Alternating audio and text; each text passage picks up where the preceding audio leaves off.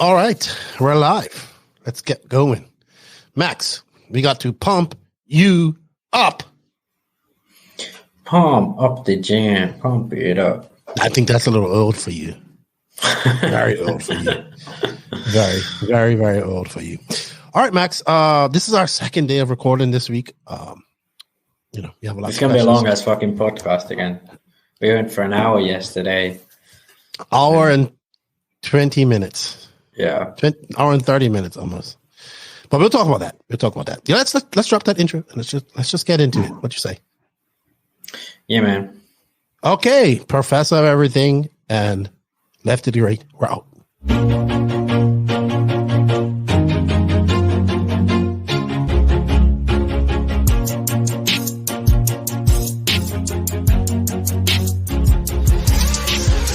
Nitro is the glory, but e-buggy pays the bills. Welcome to the No Name RC podcast. Get ready for some serious bench racing. But be warned, we speak our minds, express our thoughts, and sometimes things can get a little rowdy. Hate, and he just was influenced by the hate coming from the left, the hate coming from the right. And let's get back to more club racing and less of this money-grabbing book racing. It's hard not to be arrogant when you're always right. Yeah. See what I mean? That's exactly why people call you arrogant, Max. You may not agree with everything we say, but it's definitely worth a listen. And our pick, can you stop whatever you're doing? Join your host, Lefty the Great, with co-hosts and guests as they get together to chat RC. Hey, after that race that I watched this morning, I have to talk about it.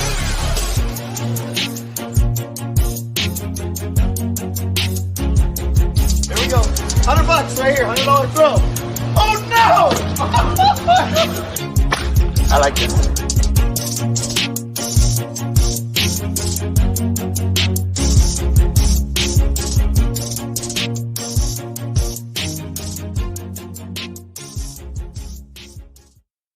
Yes, indeed. Nitro is the glory, but e-buggy pays the bills. What's going on, everybody? Welcome to episode number 223. That's right.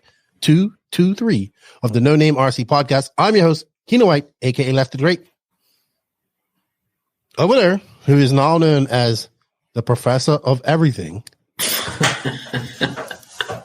I hope this name sticks. It's just amazing. I mean, I think it's not much different from, Arrogant Max, but it's just, I love this one.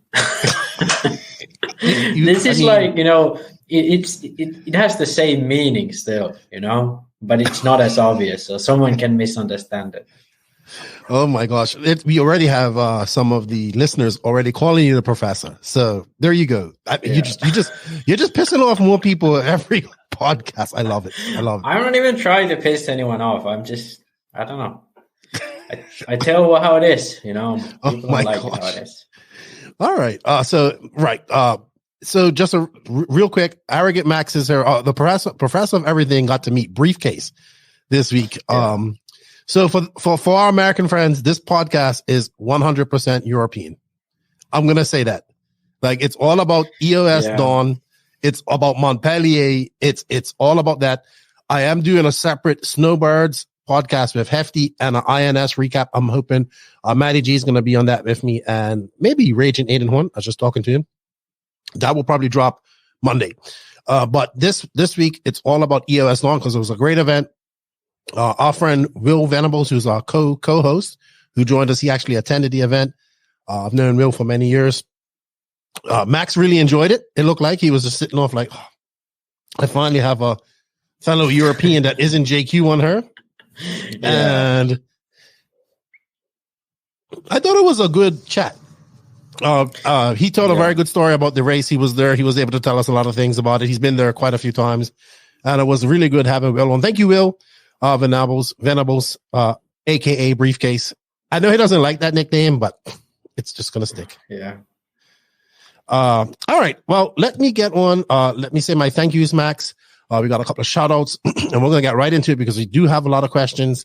I have a rant, and of course, we have the main interview, which is the EOS Daun recap.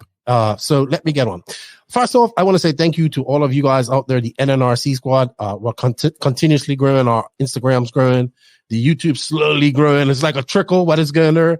swear, YouTube, you get 3 like subs and then lose 2. I'm like, what's going on there? But we greatly appreciate that support and still strong on the audio side of things. Great. Thank you to the NNRC squad around the world. It's truly incredible that I still find it hard to believe that people around the world listen to what we have to say, and we ramble on for hours. But I greatly appreciate that. I guess you guys love RC racing as much as us. Shout out to the patrons of the podcast of the NNRC. You guys will get early release of this. I think we'll get this done while we're recording this. Is actually Thursday. So thank you to you guys. If you wish to become a patron or a YouTube member, the links for that is in the written description of this podcast. Certain perks you get with the Patreon is you get patron-only giveaways, and we do have giveaways. I also post a lot of the links to races and stuff like that. So if you really want to keep an eye on, don't want to go through all my Facebook stuff and all that stuff, I try to transfer a lot of what's in Facebook or whatever I post on Facebook to Patreon as well. Also, thank you to these awesome companies that support the podcast going into 2023. They are Invisible Speed, Mayako, Hitec RC, Sampadao RC, TNR Fuels, Techno RC, Beach RC, Clinic RC, Lugs Racing Tires, Ignite Design RC. Super happy to have them on. Racecraft USA. We did an interview of Chase Ehrlich last week. Call RC, save 10%. Use promo code NNRC. RCGP, House of RC with their 2.0 drop. We discussed that in last week's podcast. Run of Folk Racing, JTP RC, and good luck to our good friend, Bobby Battier, who's going to Montpellier. We're going to talk about that more. And congratulations to our good friend, the doctor, Alexander Hagberg. He got a second in 12 scale and a third in touring car at the Snowbirds this past weekend. Also, remember everybody, links and coupon codes and affiliate links for these sponsors are in the written description of this podcast. Showing them some love, shows the podcast some love. If you don't have a link or affiliate link, just leave them a message and say you heard about them on the No Name RC podcast. And we are still currently looking for some additional companies to join us for this year. Also, I just want to take a quick shout out. As you guys know, I am going to DNC here very shortly. I'm geeking out of it. And I've been reaching out to various companies to help me go to this. This costs money. Things have to be, tickets have to be bought, hotels have to be paid for, all that type of stuff, food, rental of equipment, all that stuff. So I want to say thank you to all those companies, but I want to say special thank you because they just opened up their online shop to HRCR. They've been in operation for 1 year. The Eaters, I met Brian and his son. I met the whole family at Silver State, but I did meet them at DNC. They've been racing a lot. They're up there in Idaho. They built a great RC facility. They got indoor off-road, and they got outdoor on-road and outdoor off-road, and they're just waiting for the snow to melt. But thank you to them. They came on to help bring the NNRC and myself to DNC. And you can go to www.hcrcidaho.com and use the promo code NEW10 to save 10% on that. So go check them out, and congratulations on them being open a year. They really like racing. They were like, they'll go into the hot race. They've been hitting the circuit really hard, him and his son. So thank you to them. We have one spot left for the DNC coverage. If you're a company interested, you like what we do at these races, and you think, I know that's a great place to advertise. You get your name in the overlay, you get your name in the intro. Hit me a message. I need to get that all done because next week I'm sending in all my stuff to Danny Paz to do my intros and my overlays. So hit me up. Max, quick shout out to my good friend and Saltis nephew, Chemo. It's his birthday today. I didn't realize how early it is. Shout out to Saltis nephew, Chemo. They're in Bermuda. Happy birthday to you. And I'm probably missed some birthdays, but I'm sorry if I did. Max, so just so people have a quick synopsis of what we've done. Like I said, we had Will come in. We talked about EOS on this podcast. We've already recorded this. We recorded that yesterday. And then we've come back. We've got quite a few questions for you this week. We've got some news to talk about. Not too much, but we got some to talk about. And I quickly want to talk about the Montpellier GP that we have coming up this week. That's actually, people are getting there today. So you see all the, I've arrived at Montpellier GP. I just watched the Nemo walkabout of the track, all that stuff. So I'm getting excited for that. So with that said, Max, we're going to move on and go on to the Hitec. Unless you had anything to add, did you want to shout out? You know what? Do you and JQ have the same exact mouse that just clicks extremely loud? Oh, it's a similar mouse, I think. Do you know that's like my super pet peeve if JQ is like click, click. It's super loud, dude. Super loud. Super, super duper loud. All right, Max. Yeah, man. Hey, dude. It was a lot of racing going on this past weekend, Max. Yeah, I don't know how it happens that all the races are on the same weekend. Like, you have Snowbirds, EOS, INS, like all three races where there's like top level, like fastest races in Europe and fastest. And then there was races America, just all around the world, like just in different regions of America. Like the PNW had a race. I like I haven't had I had Chase on her, but I like this week I wanted to have a guest on. But it's like, hey, man, we had a little break of Christmas, and it's just been race after race after race after race. Yeah. I find myself almost every weekend just tuning into a race, which is fine for me. Not my wife doesn't like it too much, but it's fine for me. And then we can't even stop because we got Montpellier this weekend. Then I'm thoroughly kicking myself in the ass for not going out earlier to DNC. I should have flown out there on the Friday. Or the Thursday, I went to the hot race, but no, but I wasn't sure what people were going to do. And I kind of wanted to come in and out of DNC. I didn't want to spend the extra time there, but now I'm like, I really want to go to the hot race because that's going to look stacked. Like you got Tasman going there, Barufalo, Roberts going there, Tebow, Avidas.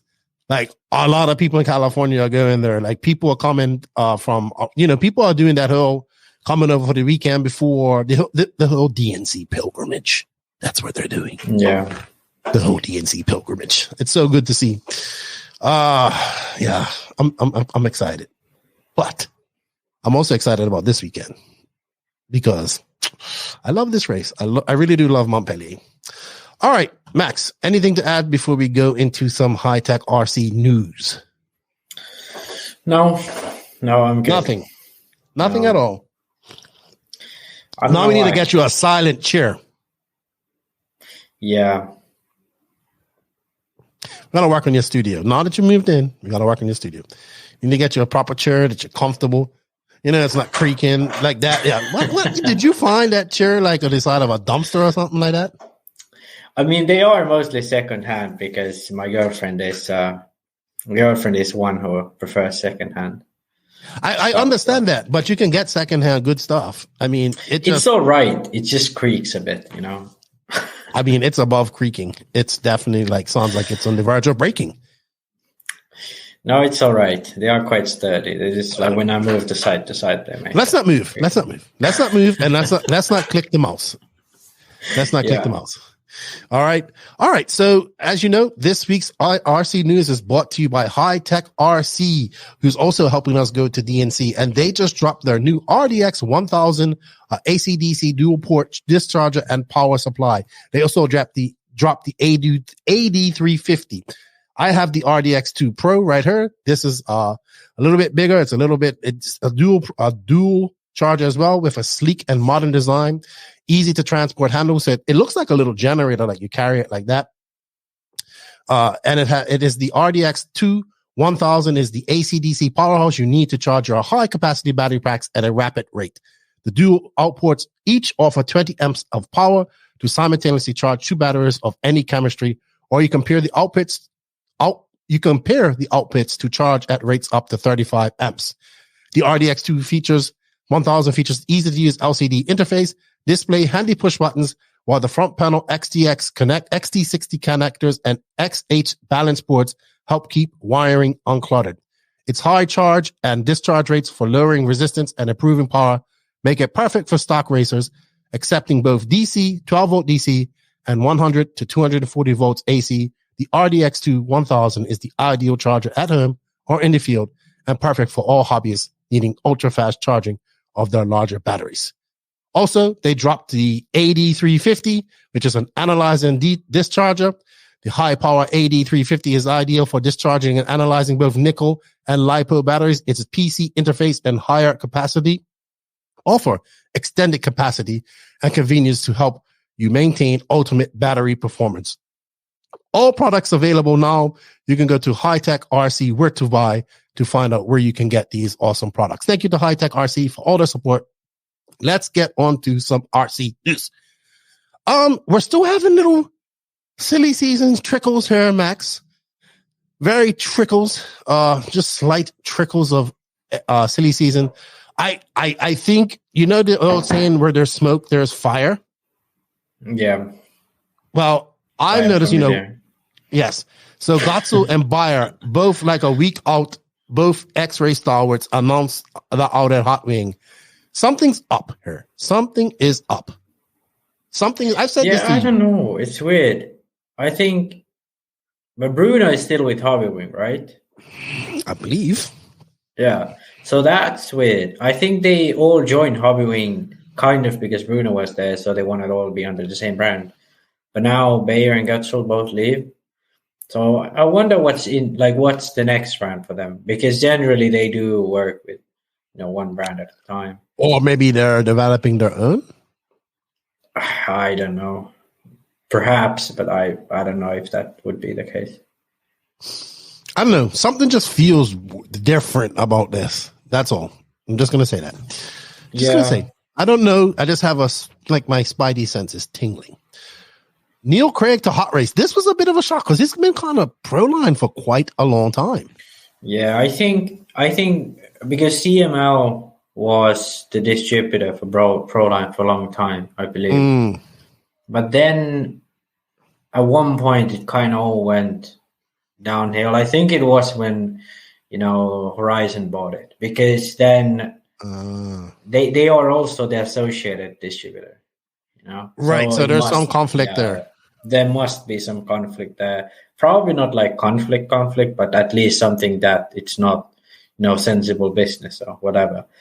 And also, to be honest, like Proline, like for some reason, Aiden Horn is still there. I know. He won on them this weekend too. Yeah. So I don't know. No, like, and the funniest thing is like Fend isn't running for them. So like there really isn't anyone running for Proline right now except for Aiden Horn. I would say so. Yeah, I would agree with you. That is in 10 scale that can win like he won this past weekend. Yeah. So hopefully he'll be on to talk about that. But yeah. So do you think it's a natural? I think we're gonna see, because Neil Craig races a lot of 10 scale. So are we gonna start seeing? You think we're gonna start seeing Hot Race just get right into the 10 scale offer a tire market here? I mean, they are somewhat in there already. Like I think they were a tire for at least some races somewhere, but the issue kind of is that, like in Europe, every race is spec tire event, so there really isn't any point in having tire sponsors for 10 scale. Maybe in America? I don't know. I think it's just for, 8 scale to have, a big guy race for 8 scale. In the UK? Race. Because in the UK, there really isn't many hot race drivers, to be honest. Everyone's racing Sismic or, yeah, it's kind of only Sismic right now. I don't think the pro circuit has some drivers, but I mean, not like big drivers, but they have like some quantity of people. But I think mostly just drive Sismic. Okay. All right. Ongaro finally announced a Matrix. I have to say, I really like this announcement. I like that he came up and signed his name. I was like, yeah, that was a good one. Yeah, he came in with the trophy, signed the camera, whatever. I was like, glass. Yeah, that was like a boss move. So yeah, it definitely looked like he was the man in that video. And I mean, I like that. So. I like that type of marketing. Keep it up. Yeah, I like that. Blah blah blah. Still on tires. JC has released some new Astro and carpet tires. I know Brad Maynard has asked about this, but it caught my eye and I was going to talk about it anyway. So yeah, the few things I'm like really baffled about is why doesn't Schumacher make staggers or at least some fusion type tire for use for 8 scale in the front, because here I don't know what J Concepts calls these, but effectively they are called. Okay, they are called. I know what they're called. Hold on, I'll let you know. It's something like like Swaggers. So this is called it's called Swagger. The Swagger 1/8 buggy. Yeah. And then this is called I just saw it. The Nessie, like yeah.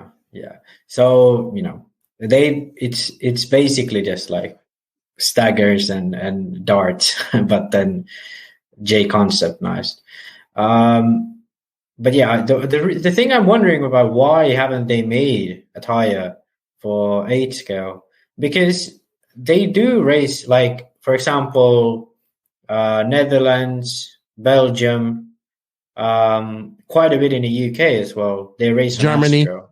Germany racing Astro as well. So yeah, there's quite a bit of countries France. North of France. Yeah, north of France, they do that too. So there's quite a bit of places where they race some pure Astro tracks for 8 scale. And they use like Schumacher spirals or mini pins. And now like J Concepts came out with, their addition to that. So they have the kind of a dart style tire and then the stagger Swagger tire for the front. And I think this can be much better, because the issue with the spirals and the mini pins is that you have to cut the pins a lot. You have to like either dremel or cut the pins quite much. So I think this type of tire would be much better for the front.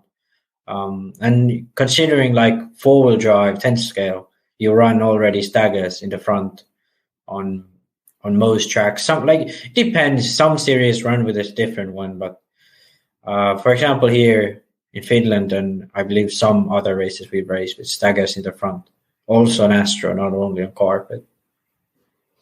Yeah, I've never seen. So you said that, okay, so maybe I didn't pay attention, but they use staggers on 4-wheel drive, right? Yeah. 4-wheel drive front, they use it. On the rear, you always have, pin tires. Right. I just never really seen. Maybe I just haven't paid attention. It just looks weird, like, to see that in an 8-scale car, because it's so much. I guess it's the same as 4-wheel drive, so I guess it's just I don't know. Interesting. I wish they made that fusion type of front tire, that what you got on 4-wheel drive for carpet. Kind of that type where the edges are like staggers, but then you have still some thread in the middle to give you a 4-wheel drive. I think I really want to know. So I asked Scott, but he hasn't answered me what he thought of this, because his AstroTurf race. He says I haven't seen them. I expect they'll wear more than mini pins. Well, so that's what I was going to say too. The issue usually is because J Concepts has the exact same, like this thread pattern they released, the Nessie and the Swagger. Both of them they have for 10 scale as well, and we've tried them in Finland against the J Concept, the Schumacher tires, and the issue is always that they are slightly slower, and they also don't really last anymore than the Schumacher tires. Or most of the time they last less, have more wear in them. So it's kind of like just like the Schumacher compound, the tire. For some reason, they are just very good as they are. I'm talking about more of having these swaggers on. I'd be very interested to see how this market I think that is the biggest thing, because I don't believe Schumacher offers staggers for 8 scale. They only offer pins and spirals. Right. So I think that could be something that might get these tires to be more popular. But to be honest, like Schumacher could just make those. I mean, isn't Schumacher like the distributor of J Concepts, I believe, in the UK? I believe so. Yeah, that is true, actually. So maybe they won't. I don't know. Hard to say. I don't know. I'll be very interested to see how this tire does. You would think that this tire would come out of a European country because of the amount of. Well, maybe it's Schumacher. Maybe it's Schumacher and them. I don't know. I haven't seen anything like this, so I want to know how it works. Yeah, it's hard to say. Like, what's the deal? Why J Concepts came out with this? Because as far as I know, like Astro racing in America for 8 scale isn't that common. But so it's I think it's non-existent. Yeah, so this is pretty much only European market. And then, like, if they're UK distributor is Schumacher, then like, why wouldn't Schumacher? It's a confusing scenario. I know, confusing. I'm very interested to see how this tire performs. That's it. Yeah. So I think for sure this Swagger front tire is going to be a good thing, because it must reduce the amount of, cutting pins or traveling. Right. It has to. Like, the point would be that this works just as good as not having to be a pain in the ass grinding on tires. Yeah. And for me, at least, it has worked that way in 10 scale. In 10 scale, you don't really have to do that with the staggers. Okay. Sweet. All right. I don't have anything to add to that. So, Max is like, what's all this noise going on? I can see it in your eyes. I don't know what she was doing. She was just getting all like, stuff in. Damn RC nerds. Nerds. All right. That's enough Hitec RC news. Thank you, Hitec, for all your support.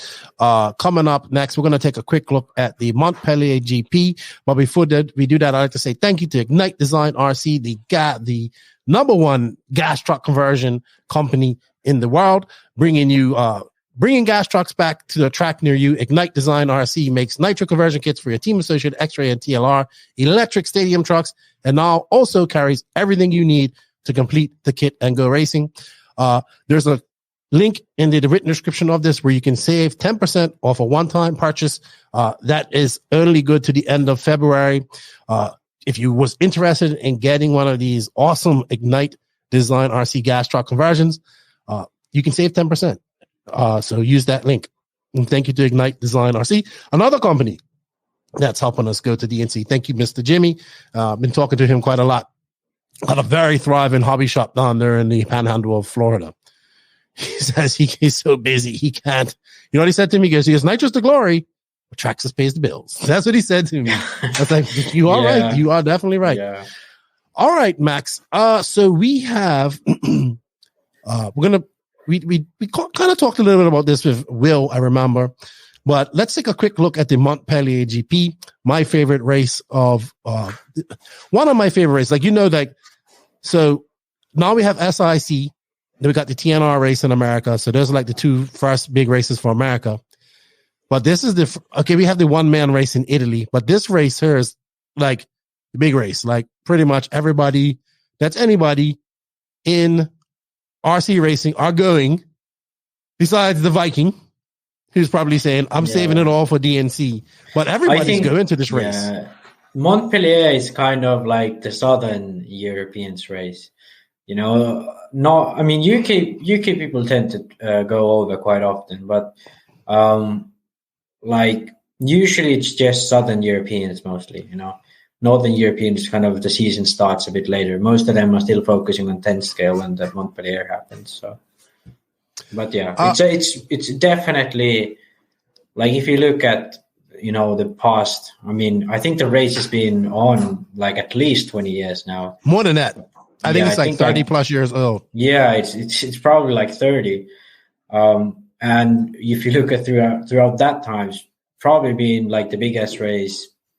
Maybe Neo was the bigger one in Europe. I'm obviously not taking into account the Euros themselves, but Neo probably the biggest of all time. And this race has attracted international drivers. Like Mayfield's been there, Lutz has been there. And unfortunately, it's not been kind to the American racers because it's a very hard track. It's permanent. There's lots of people that are local to the track or local drivers that are really fast. But they did make a big change. I know a really big change, in my opinion, like putting a crossover there, and basically you go a different way that you used to go before now. And it's different.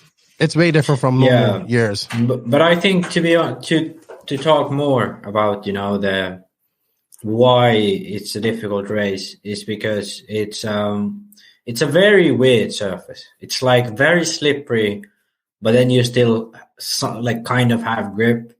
It's and then it's like very oily type of surface. Well, so, I don't know if they use it, but like. Well, I did watch the Nemo Racing TV track walk that Lee Martin and John Hazelwood done. John actually went to the the warm up, and they were both saying that it's less oil than normal. So, girlfriend's looking for some string. String? What is she making? Fighting. She's sewing in some patches or something. I don't know. She's looking for thread then. Thread, yeah. Thread. That's the word. Throwing in some patches. Yeah, they said less oil this year. Yeah. So it's hard to say. It's very hard to predict because, like last year, for example, it got rained out. So then it was completely different again. And then some years they get like snow. Some years they get like just rain. Some years it's hot. It's very different cold. Year to year. It's normally cold at this race. Yeah, it's usually cold. But like I believe the grip changes quite a bit, year. I remember the one year it rained and they threw sawdust on, and I was like, no way this track is gonna be able to run, and it was able to run in no time at all. It was actually a great race. Unfortunately, we was robbed of probably a great race through rain, and it was actually Ongaro that won. Yannick Eigen won second because he was like, because it rained in one of these guys' semis. Right, I remember now. It did rain in one of their semis, and then Barufu came third. But they had the warm up a few weeks ago. Canas was on fire, and it was the same last year. Canas like dominated everything last year, and then the race came, and then it rained, and then Ongaro ended up winning. So it was a bummer for him because he was really, really fast already last year, and this has been one of his strongest races always. So this is like a strong track for him. I'm going to be honest with you, like I'm picking him for the win. I wouldn't be surprised. Yeah. I'm going to say him, Ongaro. Ooh, I know Roberts won this race before, but I see somebody like Berton doing really well, Yeah, it's surprising. Berton has been usually quite good at this race. Like even at his Kyosho time, he was quite good. But then the warm-up that was earlier on, he did quite poorly. I think I don't know if he even made the A. Must have had some issues, to be honest. But all right, my dark horse gunner. I think Johnny Skidmore is going to do it. I see his gun. I think just he is going. If I'm for sure, I don't think both of them are going. I know he has made the main at this race before. Yeah, I think so. When I say dark horse, I think we'll see him do really well at this race, like better than usual. Yeah, I think this is quite close to the UK tracks. Like not in terms of layout, but in terms of surface. There is no oil tracks. You have that smooth surface. Different surfaces. That's gonna be good for him. And also, like he is one of the fastest guys like that are gonna go to this race. So I would be expecting him to make the main, to be honest. And to be honest, this is one of the last real Euro style, not last. Major Euro style races where our races held. You don't see many Euro style tracks like this anymore. Yeah, and the weird thing is like the layout itself is not very Euro style, but the sort of multi-surface, very permanent layout, that is very Euro style. So, I'd call it a very French track, to be honest. Probably. I could have seen that. It does have a lot of bank turns and stuff like that as well, and then that polished concrete, which they say should have more grip this year as it's getting older. So we shall see. If you guys want to check out a thorough track walk of that, check out Nemo Racing TV. RC Mag on YouTube will have the stream. It will be all in French, people. So just it will be that in French. I'm sure my RCM will have scoring. I will post all these links on the NNRC Facebook, Discord, and Patreon. And Circus RC will be there as well with pictures. And I believe Nemo Racing will be given some updates and stuff. I would look forward to seeing what they have to say in English. So, and then maybe we'll get Robert on her next week to give us a debrief of the race. We'll see how that goes. So that's what you guys can watch this weekend. Follow all the links on the NNRC podcast. It's a great race, everybody. I know a lot of people kind of want to, it's different when you don't have the overlay. I think RC Mag has the overlay. They have an overlay, yeah. Okay, they do? Okay. Yeah. At least they usually have. I don't know. Last year they had some, I don't know what happened. No, it wasn't RC Mag Last year. Yeah, it was. They didn't have the normal guys there. There was just some guy with a phone, pretty much. Yeah. So but yeah, usually when RC Mag has been there, it's been quite high level, to be honest, just in French. I would agree with you. So check it out, guys. It's just in French, but just watch the scoring, I guess. Yeah. And, you'll be all right. All right, Max. I think that's it. I don't have anything else to talk about or add to Montpellier. I think we should just go right into the questions. We do have quite a few questions. Hey, should we do picks? Top 3 picks? Okay, I did forget about that. So I did mine. I have Canas, Ongaro, Barton. Okay. I'm going to go with Ongaro, Canas, Battier. Do you know, I want to pick Bobby, but I don't want to jinx him. But I think if he would want to win this race, but I think a top 3 would be great. A top 5 would be great. Yeah. A top 5 would be good. A top 3 would be great. I think he showed good speed.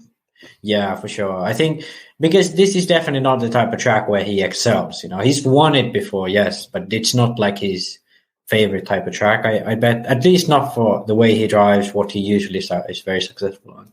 So I wouldn't expect him to win, to be honest. But I think he had good speed at the warm-up. And he's like, they had only short mains, so he's really good at them long mains. So Yep. This is very true. I'm thinking he has some shot to do really well. And also, like, the Mayako is quite a good car for long mains. So, like, all of that, I think he can do really well with it. I'll be watching. I will be watching. All right, man. I think it's time to go on to some RC bench racing Q&A, and that is brought to you by Beach RC. We want to thank Beach RC for all their support. Greatly appreciate it. We have an affiliate link for it. If you guys can use it, it will help us out a lot. BeachRC.com, the racers' one-stop online hobby shop. Choose from all the popular brands and variety in stock with super fast shipping and great customer service. BeachRC.com still has the local hobby shop feel with all the benefits of the internet. BeachRC.com is the exclusive distributor for Ultimate Racing, JQ Racing, Pro Circuit Racing Tires, Nitro Lux Fuels, and Assault RC Performance products. So fill up your cart and check out at BeachRC.com today. Thank you to Beach RC. I think I'm going to have Brent on that next week to chat it up. I haven't sat off and chatted with him for a long time. Lots changed. He's been up to a lot of stuff.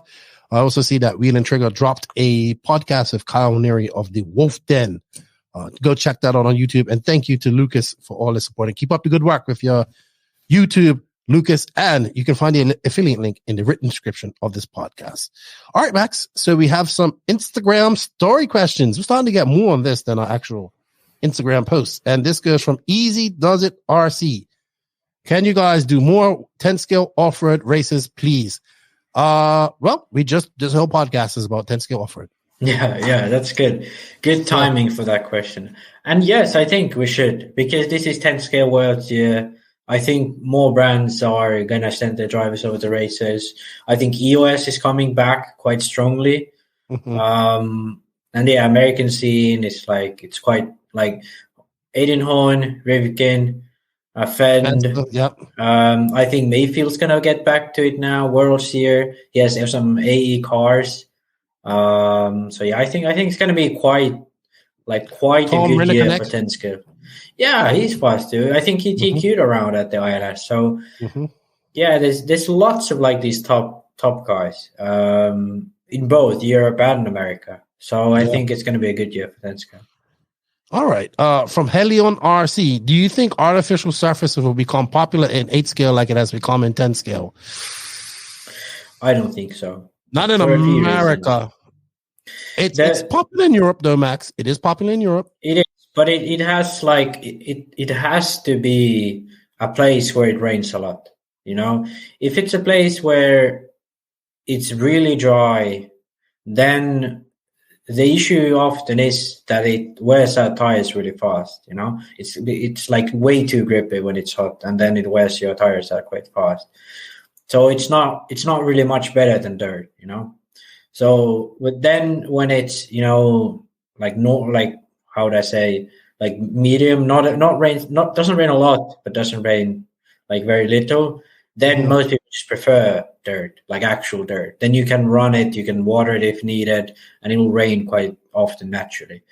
But then when you go to like Netherlands, Belgium, UK, where it rains quite a lot, it's kind of a swampland, all of it. not to be offensive, but it effectively is under the water for most of the part. So it's hard to actually do a dirt track there. Just the soil is very soft. It's gonna rain a lot. It's just too much moisture. So places like that, yes, Astro racing is pretty much all they do in like Netherlands and Belgium. But then UK, they do oil tracks and stuff like that. So I think what it would take, well, actually Nemo Raceway is one good example of what could be the direction for, perhaps something like Florida might go into something like that, because it rains a lot there. The issue is that it's hot again, so it's a bit different. But like places where it rains a lot, I could definitely see that happening. But it just requires a way to find a tire that lets the car slide, but then again, it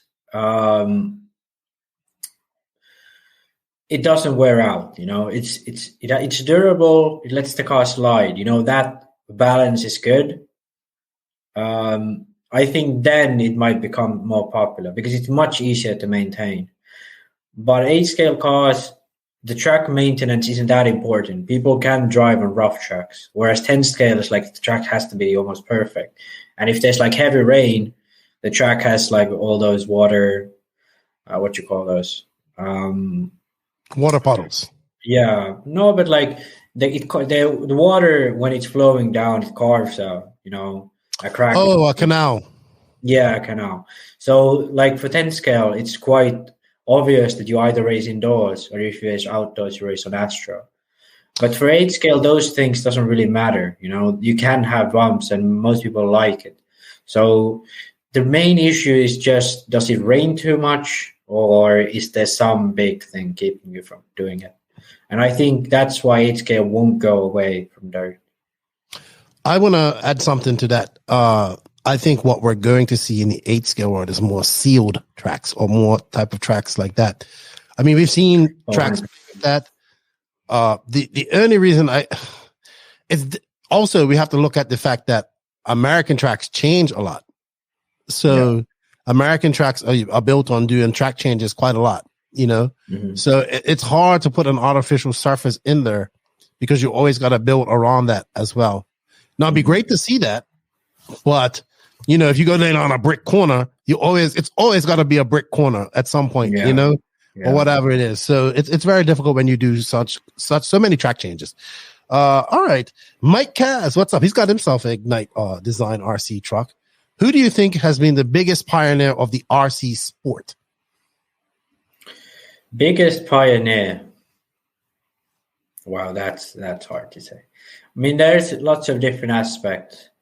Like some could say like Oscar Janssen, or like he, made great electronics or whatever.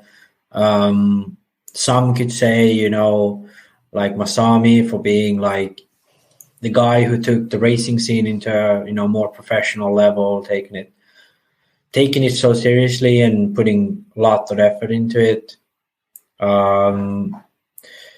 Definitely like Mike Reedy could be one.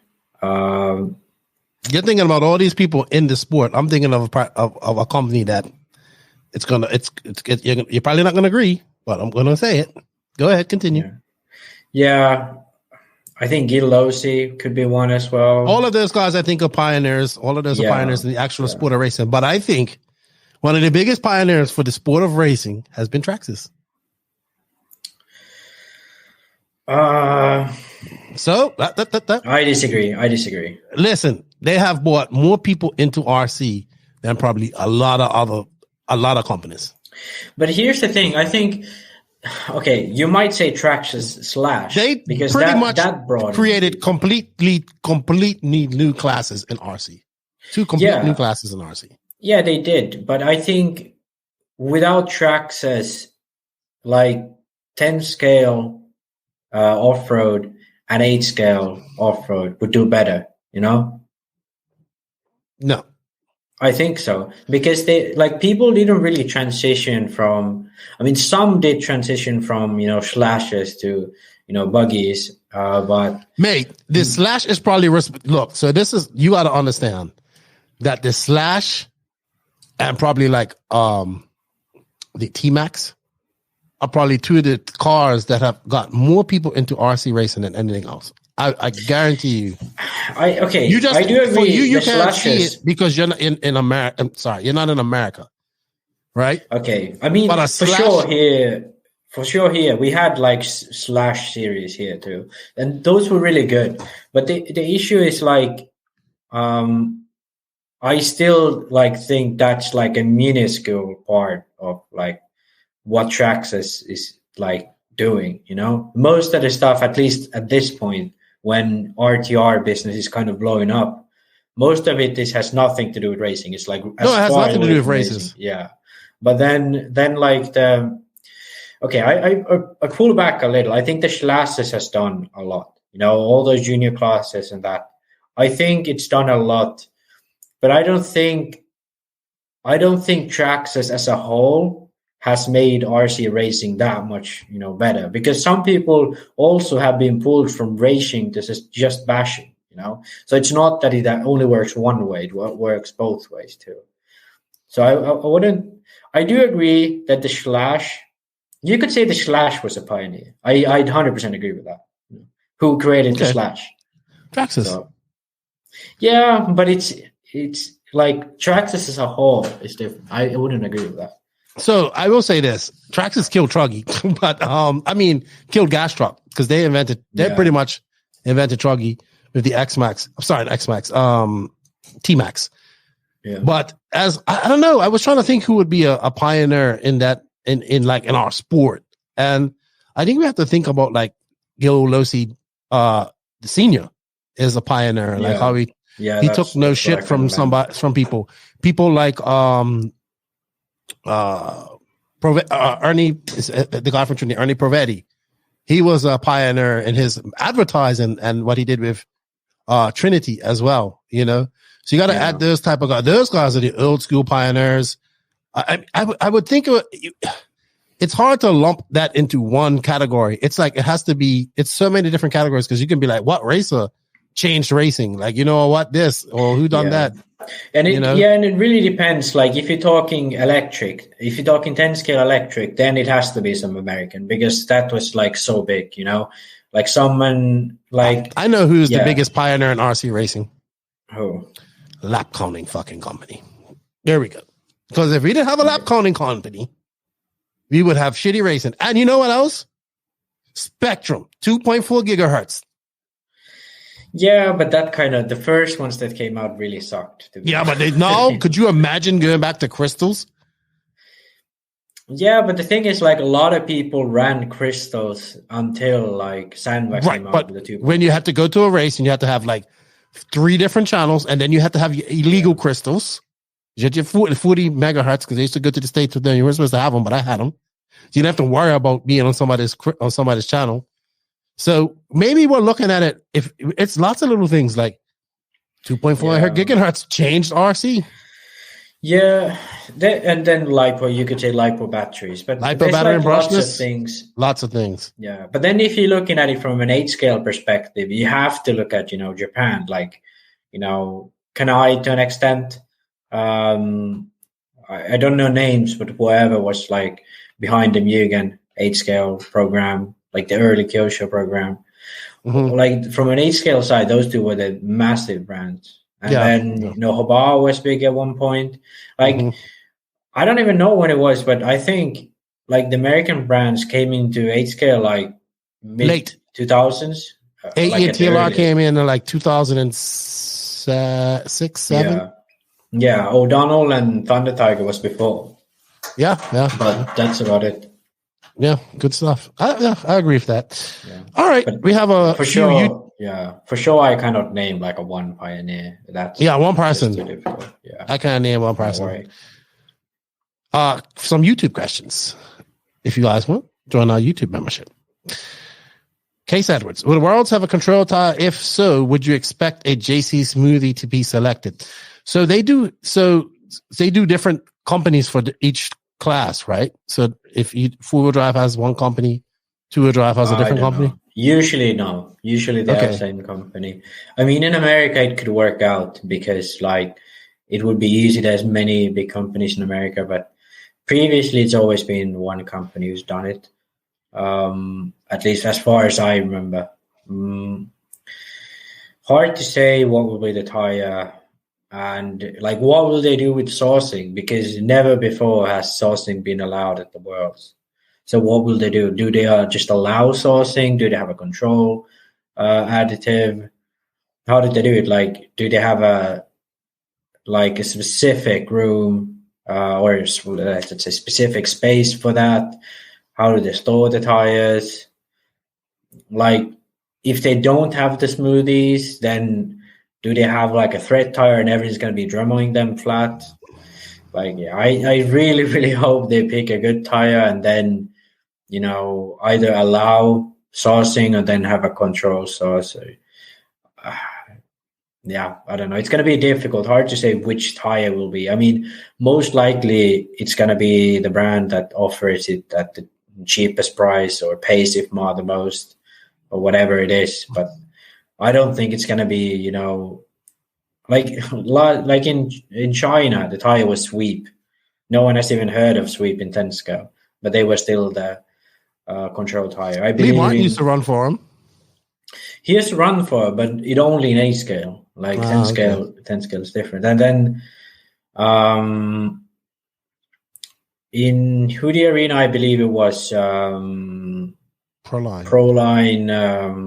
What you call it? Whole shots. Yeah, whole shots.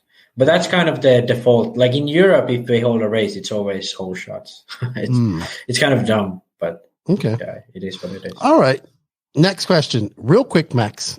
Don't go super science, man. Tiny Tom, what's the best way to stop the car from bottoming out over small bumps and banked corners?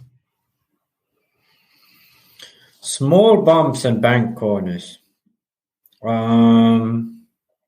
Definitely stiffer damping. So either just going to stiffer oils, and if that makes the car like too stiff initially, then you have to go to, you know, more holes with bigger size so you can run again a stiffer oil, so you have more or less slow speed damping kind of, and then more like the what you call it. People say it's more packed, but it's not like that. Effectively just less holes and bigger holes, so you have kind of a dull feeling on the car. So that way you can avoid bottoming out. Yeah, apart from that, I don't think there's much. Like, if it's high speed where you're bottoming out, then you might enjoy to increase your anti-squat. If it's low speed, then it's pretty much just all you can do. Ride height? Ride height could be one, but generally if you're running ride height, that's all right. It shouldn't be the issue. Okay. Keith Holbert, he wants to know, will there ever be a Mayako Truggy? Yes. I actually saw one. Yeah. I mean, there already is like, I think 3 right now. But it basically, right now what's happening is the prototype stage where we have like basic components, but, you know, sharing arms. It's a Frankenstein. Yeah, but kind of a Frankenstein stage still. It's effectively a Mayako with borrowed arms and some drive shafts and some parts. But I think hard to say when it will be released, but there will be, for the members, an option to get, you know, Mayako made parts and then some borrowed parts from other cars. I think mid this year. Okay. He also wants to know, has JQ stopped making parts for the Black Edition? I think there's a ton of parts like in the factory. It's just, it's hard to find people that are carrying them nowadays. Yeah, there's lots of parts out there, but they're just very spread out. Some guy has this part, some guy has another. There still is some parts to it, but very little. Like, I think A-Main might have some. BenchRC has some, but they're not going to people aren't reordering parts because, it doesn't exist anymore. Yeah. All right. Kevin Mendez, what's up, my dude? He goes, he wants to know, this is a Mayako question. I hope you might know this, Sir Max. What is the proper size bearings for the rear 3-piece aluminum hubs in order to use the 94 millimeter universals? I heard that this will help me in tracks with super bumpy sections and bumpy turns. Thank you. He just wants to know the bearing size. Do you know offhand what it is, Max? Is it it's encapsulated? I think it's 16 times 19 times 4. I don't know. Like, it's basically, if you order from, you look at the Mayako side, just the bigger one of the wheel bearing. Use that on the inside, and then the regular stock one on the outside. That's how you use it. I believe it's 16 times 19 times 4, but I could be wrong. Okay. Something along those lines. All right. We'll figure it out for you, Kevin. And Dave Berdu, does Lefty have underwear that is older than Arrogant Max? I don't, but I probably have a t-shirt that is. No, I remember the size. It's 14 times 19 times. Okay. I think so. You just completely blacked out on my last question. I don't know. It was. What was it about? Do you have a dad? Yeah. 2 dads. I have probably like fucking hundreds of dads at this point. Like the real one, my actual dad, and then any other male character that has a gripe with me, old male character. So, but I do have t-shirts that are probably older than you. Yeah, I was born.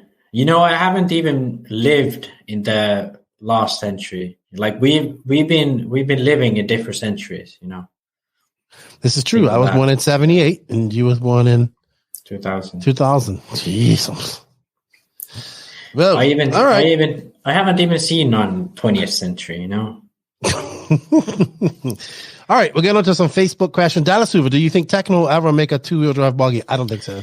No, not in the next 5 years. As far as it's looking like, they're probably going to discontinue the 4-wheel drive as well. Maybe. I think they just came up with a new short course truck, though. A light. Yeah, I think they're just not interested in 10 scale at all. I think so. I think so too. 1 second.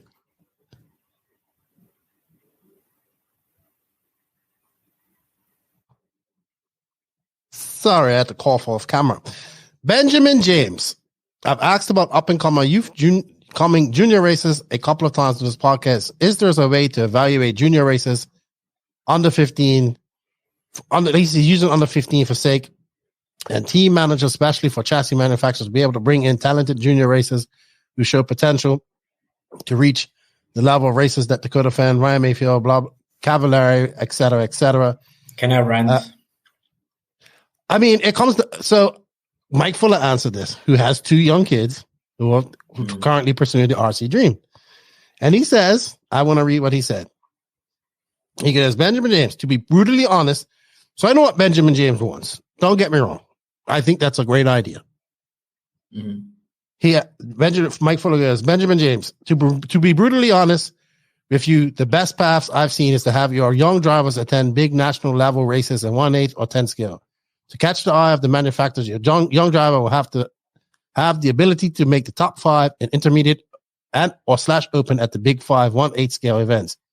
In 1/10, they will have to be able to make the A mains and expert stock classes. I feel the gains made and competition will help them develop and be seen by the manufacturers more than any junior class. With that being said, I love the junior classes and feel they are much needed, but are not going to develop or get young racers noticed, but they do offer an outlet to keep the frustration level on and provide a fun class for them. I think what Benjamin keeps coming, he keeps on about organization, right? Yeah. Can I rant now? Go ahead. You know what? Yeah. Keep it short. So, okay, this is not in any way directed to, I guess it was Benjamin who asked the question. This rant is just about the general topic of, how we're going to do things in RC, but in any sport, any organized thing whatsoever. You can't expect organization without creating any form of structure or control within your sport. You have to have some sort of governance, be it lateral or, horizontal, lateral or like hierarchical, So it doesn't really matter, but there has to be some rules that which everyone agrees to be playing by. And as long as that doesn't happen, any form of organization cannot happen. It's just some play by some rules, some play by different rules. Maybe within areas there might be something that's going to plan out. But most of these companies are worldwide, and not, if not worldwide, at least like all around the Western world. So to have an organization that would cover all of this, even all of America, at this point, it isn't even on the horizon. It's like, no pun intended, but it's just not going to happen at the current stage. So first, we must establish some form of agreement, maybe among manufacturers, but at least among race organizers and the federations, which the manufacturer would follow. Or, it could work either way. But there has to be a wide agreement between parties who are responsible for either creating the products and sponsorships, or the ones who organize events and sort of give the value of, you finish this position, this event is valued this high, But it's controlled by like just randomness, there isn't no control. Like some might say, so this driver won SIC 2 years ago. Well, 2 years ago, nobody big went there. There was just like a kind of a local race, but a big one nonetheless, but a local one. And I think that is one of the big, that is one good example of the big issue at hand. There isn't any long-term prestige of anything, especially in America, where you could build a structure where you could grade people in terms of stuff like this. So effectively, what Mike says is exactly right, that the only way to make it is to go to one of these big races, do well enough where people notice you, and then look professional enough where they're like, oh, he's going to be a fast guy. And that happens for kids, that's the same. For guys looking out to be pro, that's the same. Like someone like Tyler Jones, he has to be on the top 5 of the big race, to prove himself. But there's no way to tell, oh, he's that good, he's going to be that good. There's no organization, nothing. So it's just, perception. Like, how do you see this guy? Do you see his worth for the company in terms of marketing, whatever? And some drivers Drake's value is not at all in his results. It's his value is somewhere else. And that's one thing that it just kind of is, that there's value in all aspects. But to have this idea of how we're going to bring up young up-and-comers with structure, that's not going to happen without having any form of control or at least a wide agreement between people inside the sport. So it's just a distant dream, to be honest. And people would have to have the attitude to work together to have any change in that matter. Yeah, nobody's going to do all of that. And yeah, exactly. So it's just it's not going to happen. So make it so that what's happening now is tolerable. We can't even. But yeah. I first need to see a definitive line between Pro and Joe first before we even. Yeah, even that isn't established. Currently there are classes that you can't end. There's no restrictions. There's just like a line that says, "Oh, you can't be sponsored." But how do you prove that? Like Degani brings his receipt and runs into an intermediate, but obviously we all know he's not, an intermediate driver. He's an ex-pro driver. But he is of intermediate level at this point. He doesn't win these races, all these races. That's true. Like he should be driving probably intermediate, but I think and the reason why he's driving intermediate because someone banned that if you're running pro, you can't run, 40 plus, which is his number one class. So there's these rules that are not really enforced by any actual, it's just an inconvenience to people. There are no rules. There are no rules. These are just, their guidelines like this. They're guidelines. Yeah, guidelines. They're guidelines. I would agree with you there because there's nowhere to enforce them. And these race and a lot of these, and you know what? A lot of these race directors, race promoters, they don't want to piss people off and don't have them come back again because it's not a lot of people to come around. It's a lot more that has to happen. And before these men, it's in a perfect world, all of this would happen, right? All of this would have happened, but it just isn't perfect in RC. It's far from it. Far from it. All right, Douglas Reek. He wants to know, when is Max racing in the USA again? No idea, right, Max? Yeah, no clue. I hope to make DNC probably next year, but I don't know. I'm probably going to be quite... The issue is that in the summertime, there aren't any big US races, and in the wintertime, I'm quite busy with school. So it's can't do anything about it. Okay. John Houghton. Question for Max. Are setup stations that necessary in 8-scale nitro buggy? And what is your process to measure, adjust dial and toe settings on the front wheels without one? Is eyeballing acceptable? Eyeballing is acceptable if you know what you're doing. But for most people, unfortunately, that isn't the case for most people. What I usually do is I measure the length of the links, and then, I use just a normal camber gauge to check the... Yeah, don't you put it up against a wall and just measure it? Someone used to put it up against a flat surface, and then you just use your camber gauge to measure off of that. Yeah, well, for the front, actually... In the Mayako buggy, there's a feature where you can easily center the steering with just putting in one screw. So you just put in the screw and you can measure camber at the centered point. So that's a nice feature to have. For those that don't have it, I'd suggest just putting on your transmitter and having your wheel centered and then measure it. Do you think that setup stations are necessary, though? I see JQ using more and more setup station. Yeah. So here's the thing about it. You don't need a setup station, but I think for most people, it would be preferable to have one. But you don't need one, it's not gonna make or break your RC life, be it you take it as a hobby or try to make it a career. That's not going to make or break it. But your life will be easier with a setup station. It's less down to you actually knowing what you're doing, just you just look at the line, and if it's there, it's fine. But I think it's not needed. There was a really, really long discussion about this on the Discord.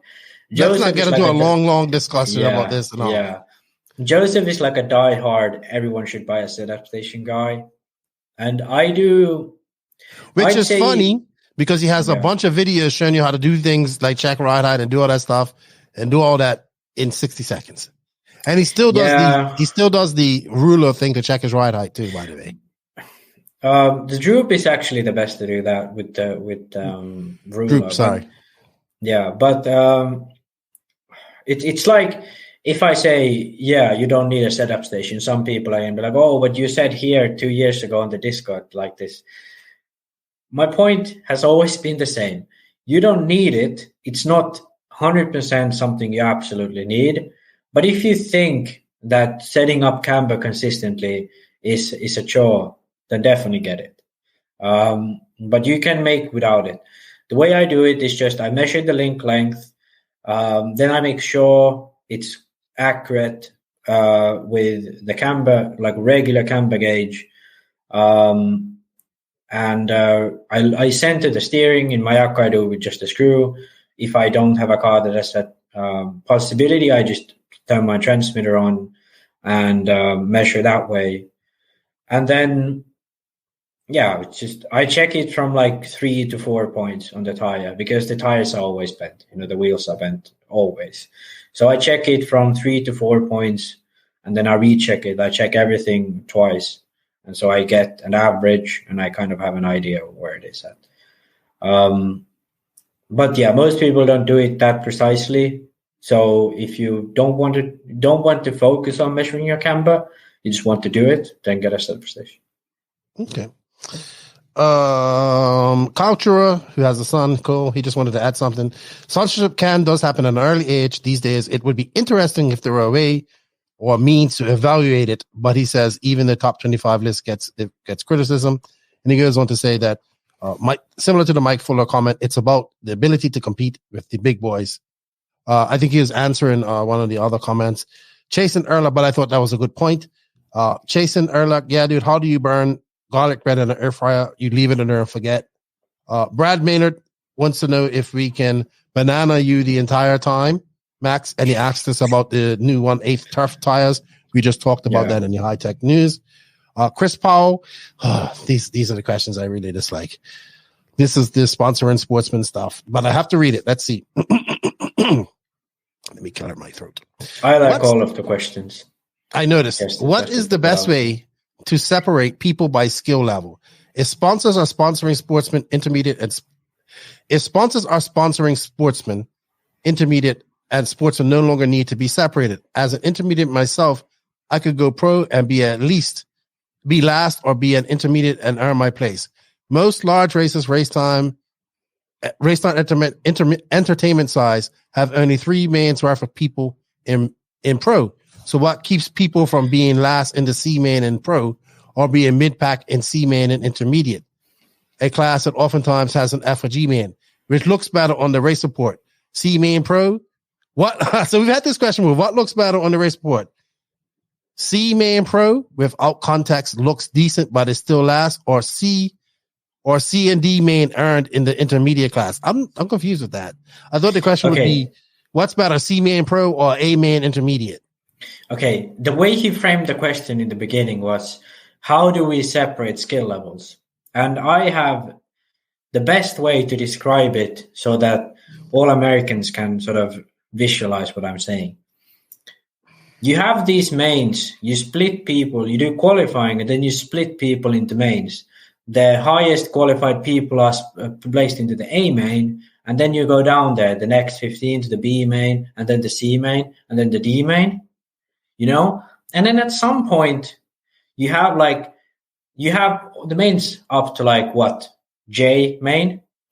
So from D main to H main, probably, D main to E main, okay? Mm-hmm. F main, whatever, you can choose it. You can use the imagination at this point. You call those drivers intermediate, okay?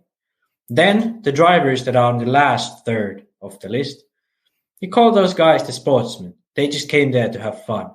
And those guys in the A main, those are the pros. But you know what you do?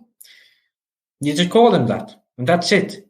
You have guys from A to J main, and you call them, and wherever they place, if they're at the midpoint, they're intermediate, intermediate, it's not the best, it's not the worst, it's in the between, Pro, absolute best, top echelon of the drivers.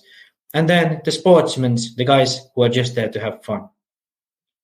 And see, this is how you split 150 people in to skill levels, and they can race with the drivers that they are similarly skilled with. You don't have to choose which class you enter at the beginning of the race, but you will end up at the class that you belong to after the qualifiers. And how this is done? There is just one class. You enter 8-scale nitro buggy.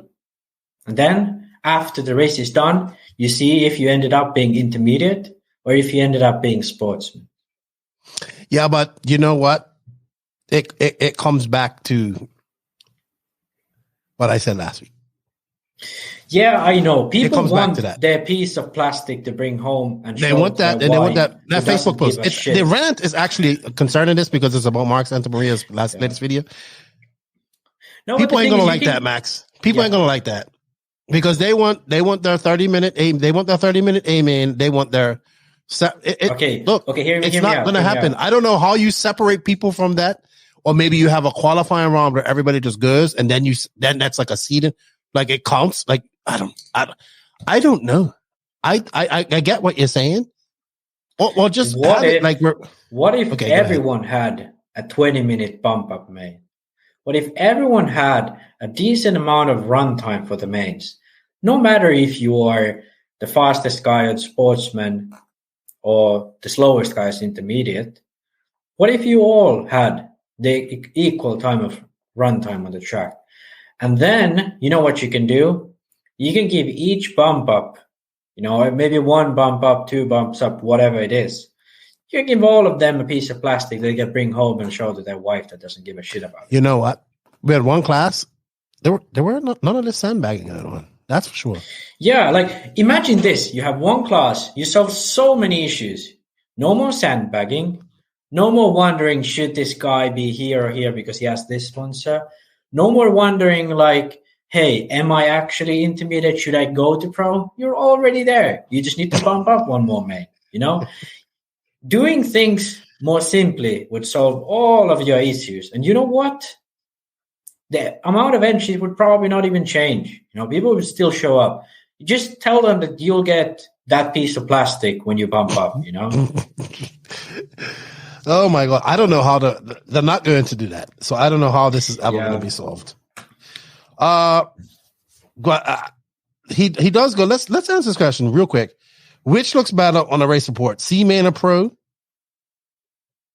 Or CD main earned in intermediate class? Well, okay, here's the thing. I think he's got that confused because I feel that the A main of intermediate are this is what happens. This is a common mistake. Just like hot laps make people feel great. I came 12th, but I had fastest hot lap. Yeah, but you came 12th. Mm-hmm. I was this fast in the intermediate main. My times would have been equal to being in the A main of the nitro buggy. It's not the same. Yeah, and also it's not the same. Yeah, even if he framed the question in a way where is it better to be C main in pro or A main in intermediate? If I was a team manager, I wouldn't give a shit if you were an A main intermediate. But if you were driving pro and you didn't finish last, I'd value that more than winning intermediate, to be honest. I will say this, that winning the A main and intermediate at one of these bigger races right now is more valuable than being in the C main. I'm being honest with you. It is. If you look at the field, yes, that is the fact. But just the fact that you run pro, I'd value that more than you running intermediate, to be honest. I don't know, man. It's almost like we need I hate to say it, a semi-pro class in between intermediate and that. I don't know. We're not going to beat this one. Yes. And we're not going to beat this horse anymore. This horse is dead. What if you're not intermediate, but you're not semi-pro? You know what? Everybody just has a class. We're going to have a class for everybody. Yeah, okay. Yeah, let's do it like a class for Joes. Everyone named Joe has class. There we go. Everyone named Anthony, Tony's count too. They have a class. Everyone named Michael class is going to be the biggest one. There's going to be probably the A and B Michael class. All I know is, and I've said this over and over again, in this day and age, sponsorship does not equate to skill level. It's not a way to, in my opinion, it's to, like all these, like I know DNC has that you can't be sponsored in sportsman, or you can't have a full ride in intermediate. And some people adhere to those rules, but a lot of people, it's so to the point now where sponsorship, okay. Sponsorship's not where it used to be, so it doesn't matter. It doesn't equate. So people are just, it doesn't equate to your skill level. You kind of have to, I don't know, do what Max. You know what? We're not talking about this anymore. I don't want to talk about it anymore. The thing why I'm just putting this, like, blowing this shit out of proportion is because we've talked about this so many times. The solution is so simple, and yet it's not, like, I don't know how this isn't just obvious to people, because you could give those trophies to every bumper, so then bumping up would be valuable. You'd give everyone the 20-minute main, so everyone would have similar runtime, and if you ended up making to the A, you get that 45-minute main. And remember, in the one class, you used to get a first, second, or third trophy for each main. So let's say they had 3 bump ups, right? Yeah. If you didn't want to bump up, you took your trophy and went home. Yeah, yeah. You was like, oh, I want to bump up, and keep on bumping. But the persons that came, so say it was 2 that bumped up, the people that finished 3rd and 4th will finish 1st and 2nd in that main, and they still got a trophy. But that's it's not. Good. It's but just not. Right. It's too far gone from that, Max. It's too far gone. Yeah, but I think you could just have, like, because in the end they're gonna give away a lot of trophies anyway. You could just have, like, winner of, D main, like first bumper of D main trophy, like you could give trophies like that to people. You know what? We're not talking about this anymore. We're not. Yeah. I'm just trying to solve the issue that should be solved. We're not talking about this. Okay. Banana. We're gonna stop it. Banana. That's our a safe word. That's right. Banana this. Victor Vasquez, Professor Max Mort. My new nickname. I think we're just going to have to control you, Professor Max. Can you cover? You're going to have to be quick with this one. Don't go all science, man, because you called you Professor. Clutch tuning. He wants you to explain it in 50 words or less. 50 words. Holy shit. 75 words or less. Loose versus higher bite. Do you change both springs or all 4, or use aluminum and plastic? Okay, 100%. Oh shit, I used words already. So 100%. If it's high grip, don't use plastic. It's not going to work out. I don't know. I mean, some brands might have some carbon. They're called. Yeah. I mean, whichever you call them, but composite material. 100%. If it's high grip, just go all aluminum. Generally, for higher grip, you go to stiffer springs. It's hard to say, but if you're running a 3-shoe clutch, generally what I do is I run 2 stiffer ones and 1 softer one. I think he's on a 4-shoe clutch from his question. Yeah. Okay. But either way, if you run a 4-shoe, you run 2 softer and then 2 softer and 2 harder. And you kind of go by increments. So on low grip, if it's really, really low grip and you have an option to go to a composite shoe, definitely like go 2 composite, 2 aluminum if you're 4-shoe clutch. And then remember to always run softer spring on the composite because of the fact that they are lighter. So they will, tend to not have as much force pulling them out. Then kind of what I usually do is I find a suitable clutch for a condition. And then, when I go to higher grip, I just go up by increments. If I'm running, right now I'm running 2 1.1s and then 1 1.0. If I go to a high grip track, especially if it's like really aggressive accelerations, I just go to all 1.1s. And if it's like, a track that you just need a really, really stiff clutch, like it's so high grip, then I would go just like 1 spring at a time to a stiffer one. Generally, I'd say it's better to have 1 softer and 2 stiffer always, or then 3 all the same. In 4-shoe clutch, like always 2 and 2. 2 and 2. And this is because, you kind of don't want one grabbing for the other. Yeah, like you want to have sort of the one sort of grabbing before, and then you have the whole engagement. And then because if you have 2 shoes engaging and then one is lagging behind, that doesn't really give you any difference, you know. So you want one shoe engaging first and then two after that. So you have that smooth engagement. But yeah, basically what you do is low grip, you can take advantage of the composite. Personally, I do like mostly just running aluminum shoes. And then if it's low grip, I would just go to a thinner spring. But composite is a valid option when it's super, super low grip, especially then. All right. Thank you, Victor. Mark Heading, I don't know if you saw this, but he says, thoughts on the new wheel speed RF3 conversion for the TLR 5-gear transmission. Woo, I must admit, man, these aluminum stuff that chassis and stuff and whatever, that wheel speed, those guys do some really great aluminum work, man. Oh, yeah. Those are so cool. It's and it's crazy because those are actually lighter than, you know, a stock chassis would be. Yeah, because it's stiffer and lighter because of the way they've done it. So that is definitely interesting. And then I don't know about the 5-gear. I just think that I mean, the simpler the better. Okay, all right. I'm a peon. Explain the reason for that. Is that to extend the transmission more to the mid? Yes.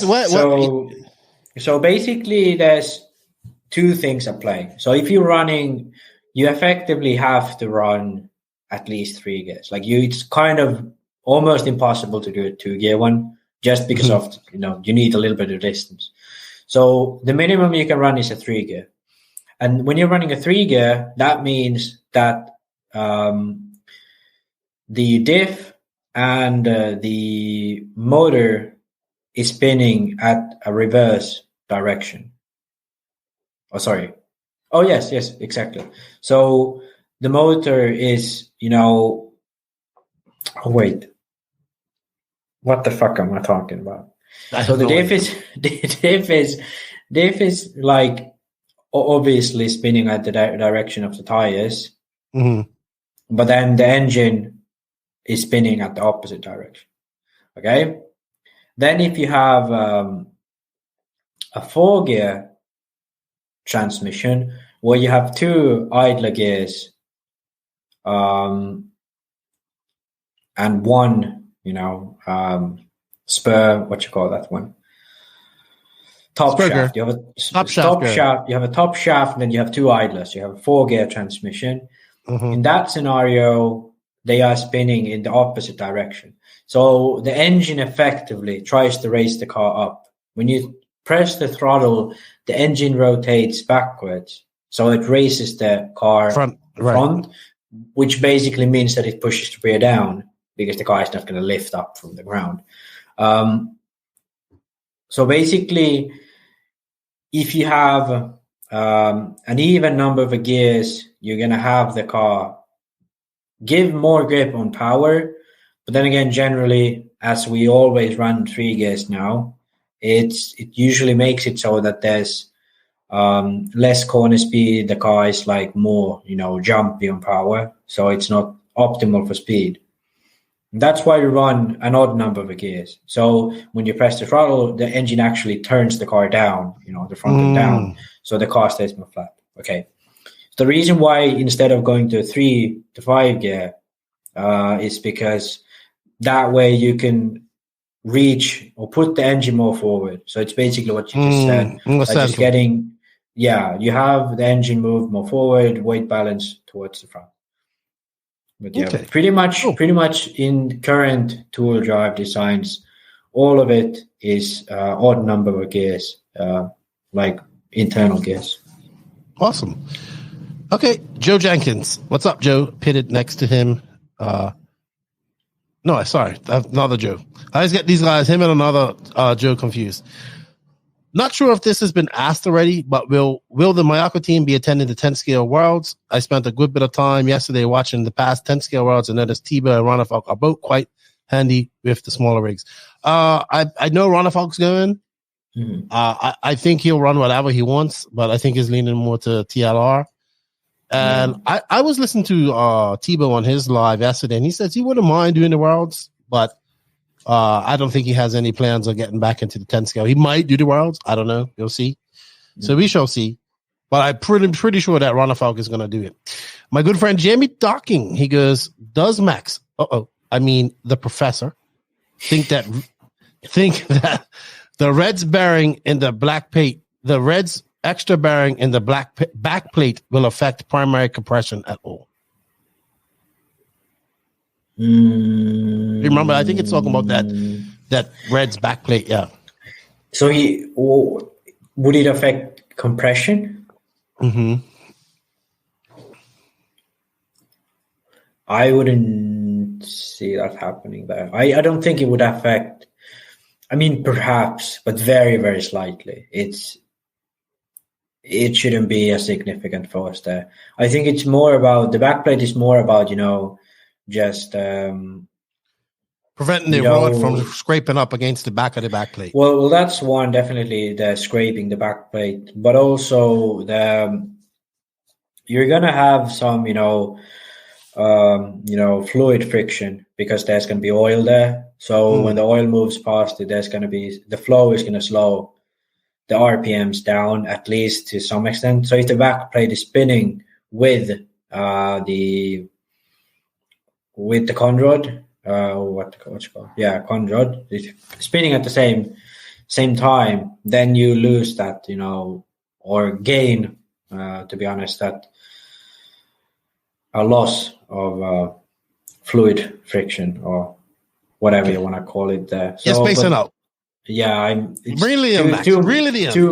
too much things to think, too much spinning things in my head. But yeah, basically, I can see the gears turning.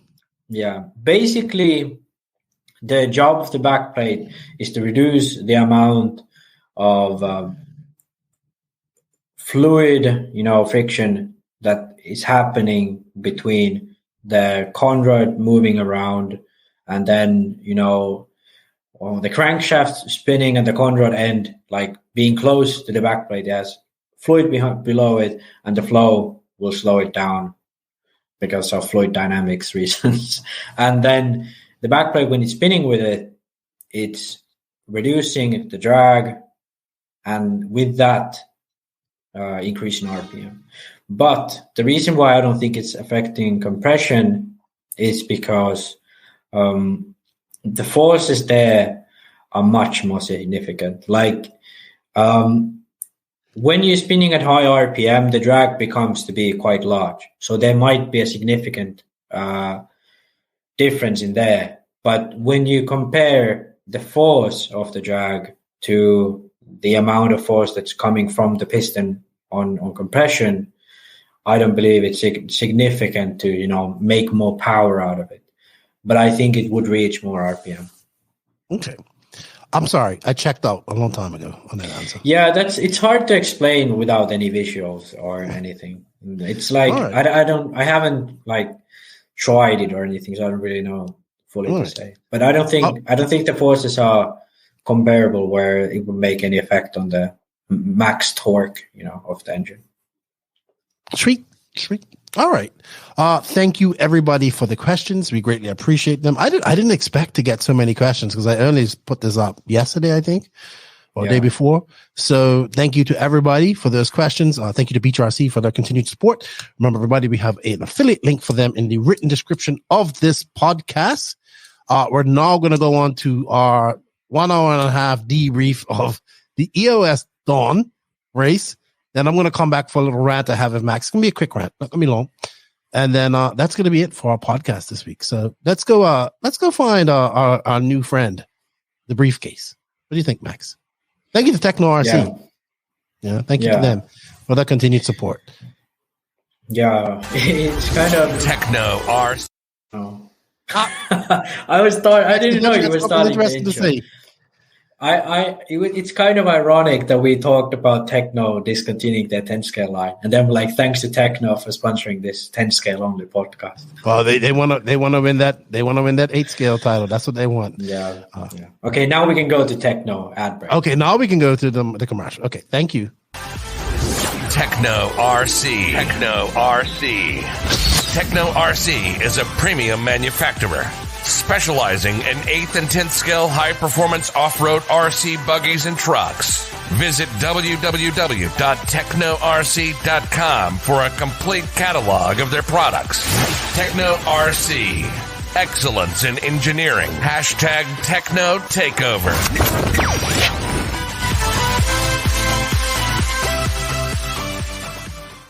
So joining me this week is, I want to call you a young man, but you're a grown adult now. You're 25 years old.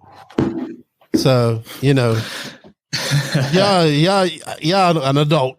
But when I knew you, you was a young man. You was like 17 and whatnot. But yeah, joining us this week is a person that I met when I was over in the UK working on the Crossrail. And I got back into RC. And I don't even remember how I met this guy. But I ended up traveling with him to a few times. We went to Maritime. We went to Silverstone a few Tuesday nights. We was with Anthony, who was driving us around. But I'd like to welcome, he's been on our good friend, the Extra Lap podcast. He's been on there a few times, I believe. You've been on there, yes. But I'd like to... Go ahead, Will. Go ahead, talk. Yeah, no, it's a bit of a running joke that I've been on basically every single UK podcast now. So I think that's kind of why I got a little bit of this small fame or whatever you want to call it. But anyway, obviously, thanks for having me on. You are famous. You are known as Will Venables or Venables, or as you are known throughout the UK as Briefcase. Yeah, that's the urban legend. You know, that's the word around the street. Yeah. So welcome, Will. We have you on because you actually went. We're going to talk about the EOS Daun race. That was really, really, really good. I watched a lot of it. I followed it on the EOS Facebook, YouTube, and of course with Raceway One, done some great coverage of it as well. But it was a big race, a lot of hype around it. Brock Champlin went, so that was good to see. We're going to talk about that, but we're going to talk about you, Will, so people know real quick, so people know who you are, what you do. Like I said, I met you. You're 17. I think you're still in university, or might have been in high school. No, you're in uni. 16.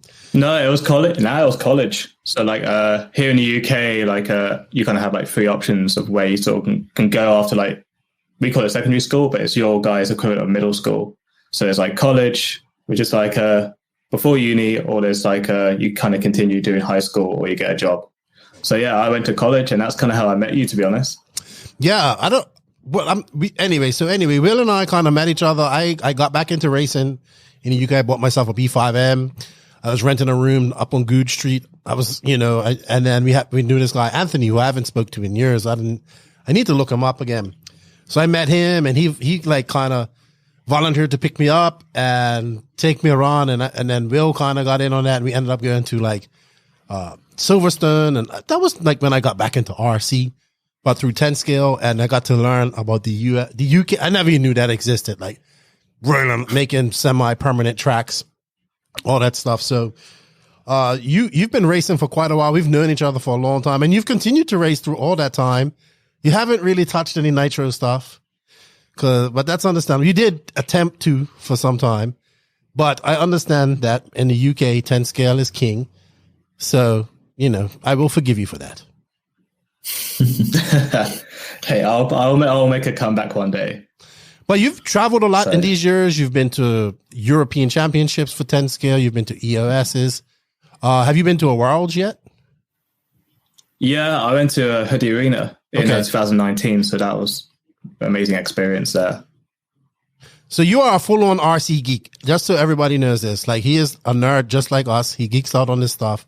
He just went to EOS. So I thought it'd be good to have you come on here, because this race was huge. It was a lot of entries.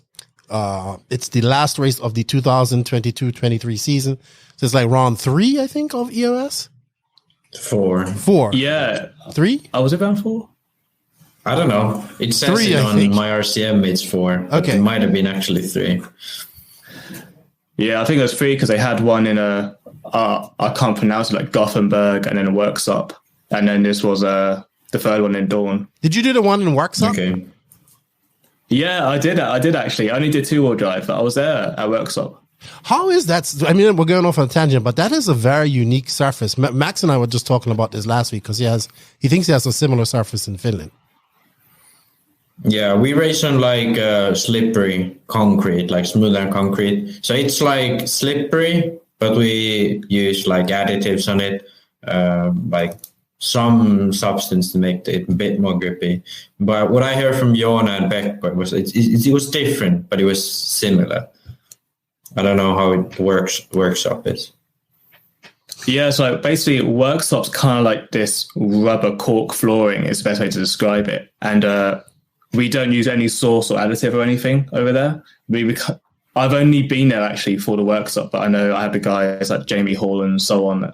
Those guys, they go through the whole winter series and everything. But like it's really temperature dependent on like the heating of the building and everything.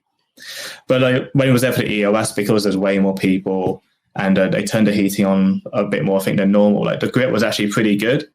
And I would say it's relatively similar to dirt, but it's just a bit, the grip's a bit more consistent. But obviously, as soon as you're offline, I'm sure like with the concrete stuff you guys race on this, sort of game over. But it's a really fun surface. Like I think it's something completely different from just carpet. I feel like carpet these days is just like, it's just how fast or how hard can you push yourself for 5 minutes instead of like, just trying to drive a really smooth, clean 5 minutes, and you can actually kind of enjoy it instead of just trying to be like for 5 minutes. So, but I really like to workshop. It's something different.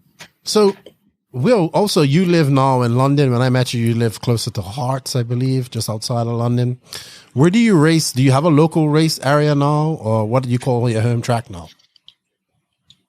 Yeah, so like I have an indoor race called DMS. You actually might remember it. So they're based in Watford, which is actually literally a 15-minute drive, and they just put us up a track in a gymnasium every week.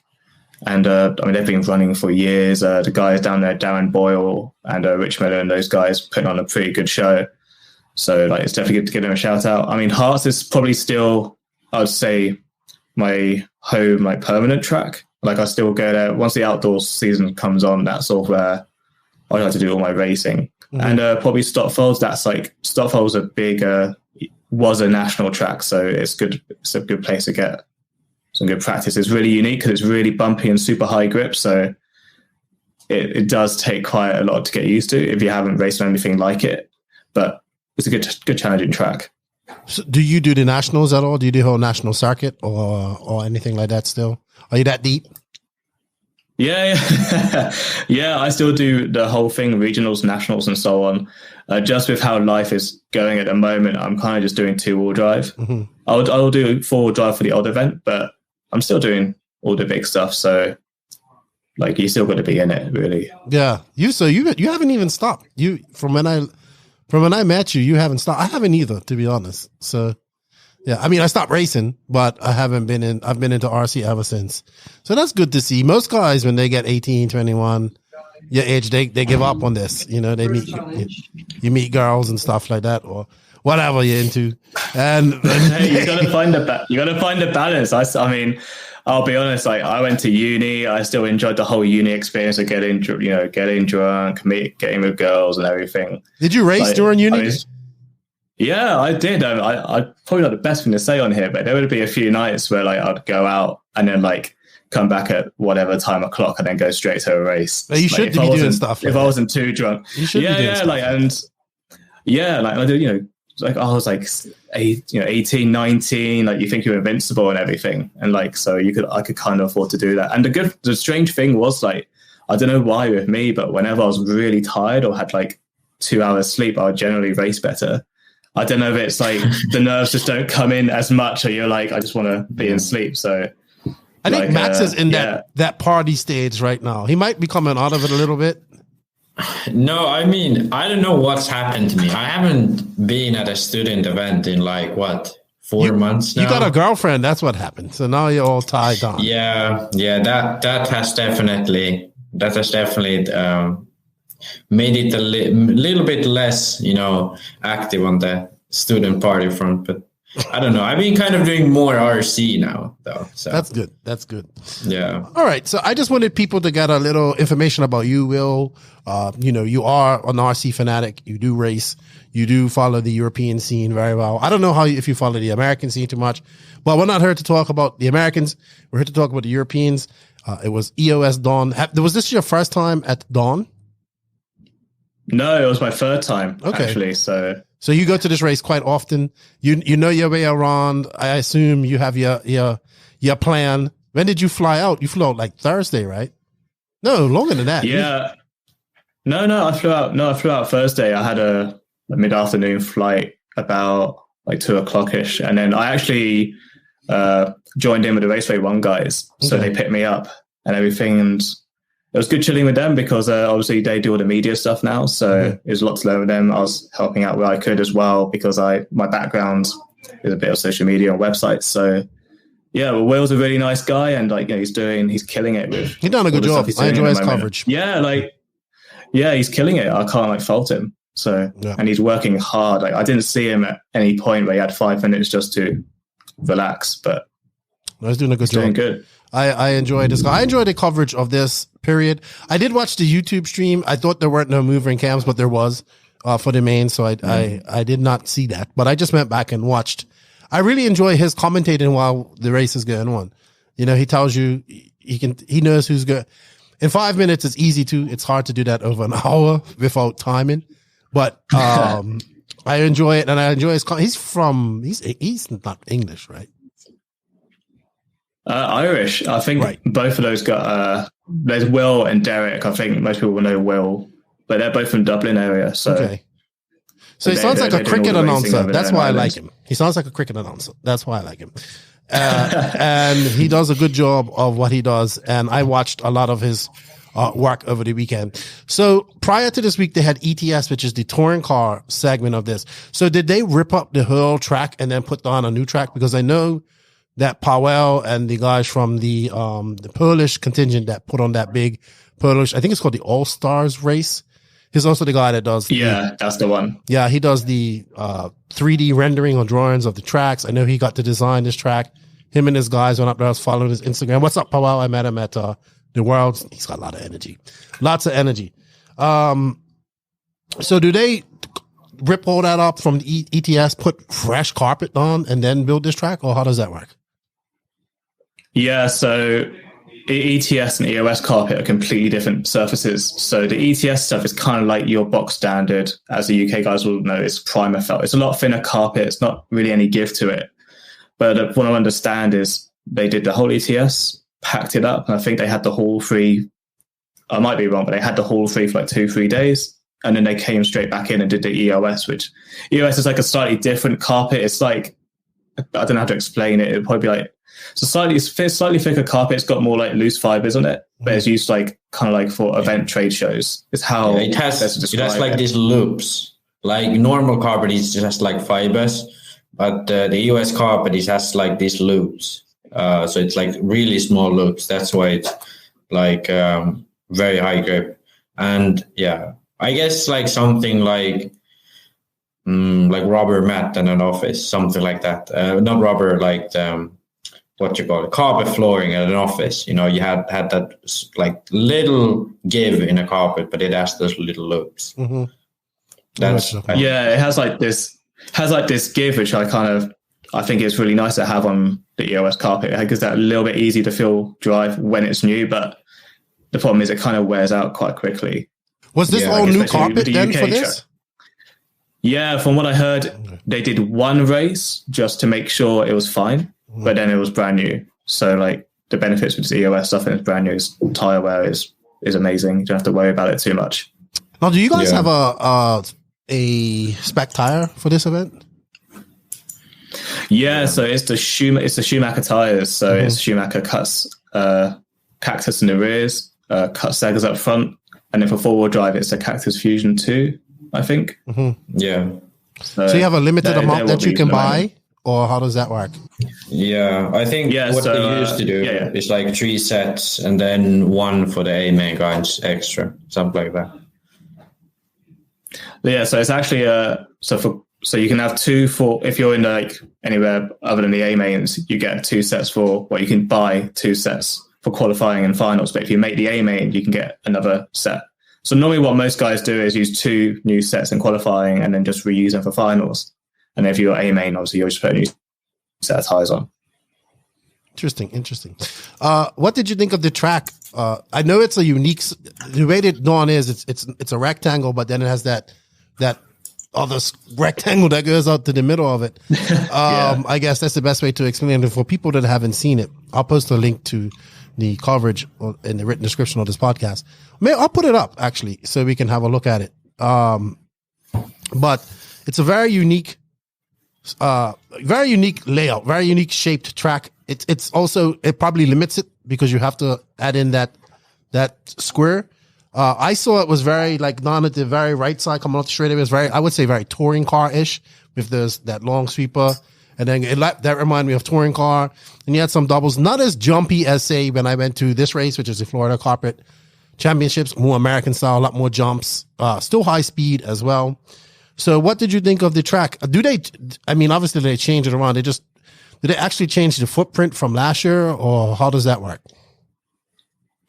Yeah, so like I think probably to start it off was like, I feel like the tracks in the last few years, they've kind of dropped down a little bit. Like there used to be bigger jumps and they made it a little bit smaller. But it seemed like with this, the Race Star Poland guys, like it kind of brought back those great EOS tracks. Now, when I saw the drawings, that was the first thing I saw, the right-hand side. I thought was, and I don't want to say it bad, but it just felt a little bit too flat. And I thought like you could put like a wall of death or something. But once we got there, like everything felt a little bit smaller than I remembered. So I was kind of, okay, actually, I can see why he did that.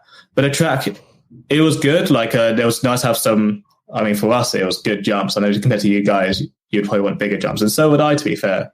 I think we need bigger jumps in Europe. But it was actually quite a jumpy track, and you really had to time a lot of the down ramps, especially to jump in the far in front of you.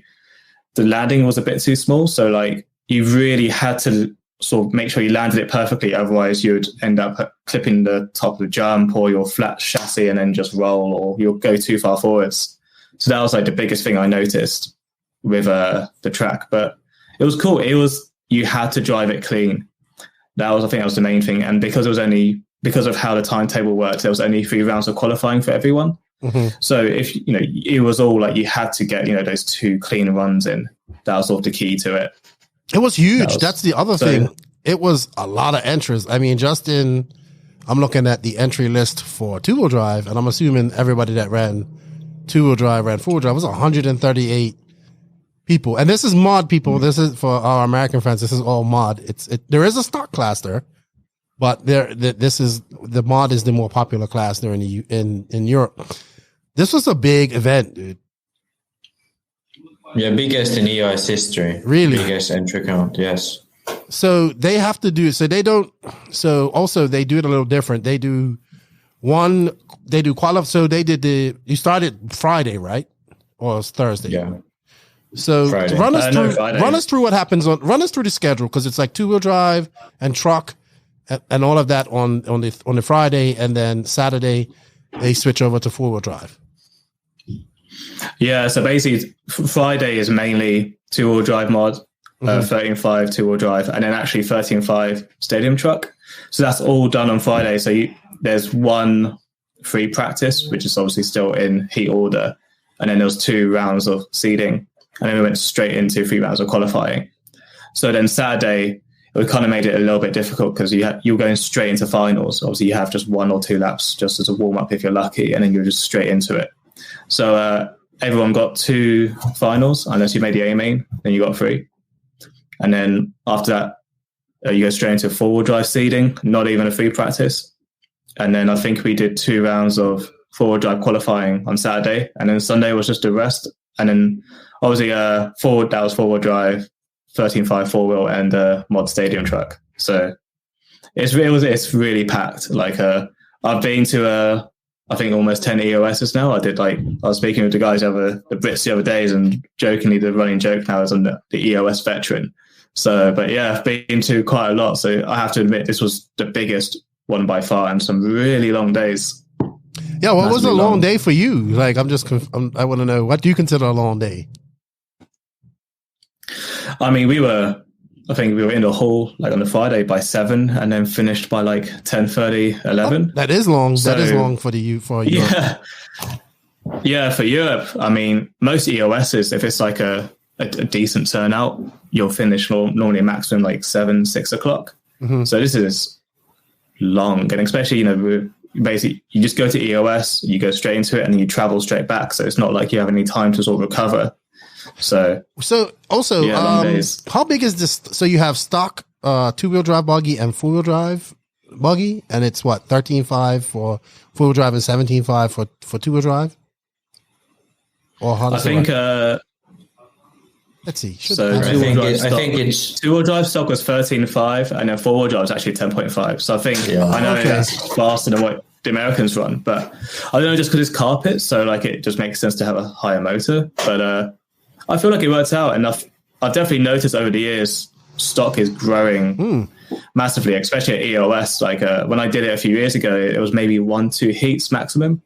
But now, I mean, there was like I think maybe 2-wheel drive. There was like 6-7 heats of 13.5. So yeah, it was quite crazy. It was 3, 5, 6, whatever it was. It was still like a way bigger than I remember. So like there was some guys are getting quite quick in there. So are they teching people? Really are they teching motors like they do in America?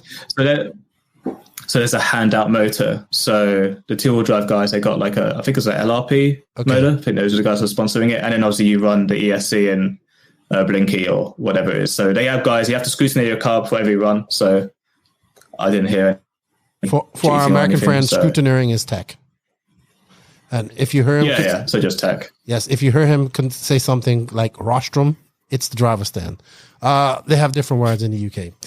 All right, we're watching A1 here. This is from Raceway 1. We just saw, we might as well get right into A1 or 2-wheel drive, because I think we're going to focus on 2-wheel drive mod and 4-wheel drive mod.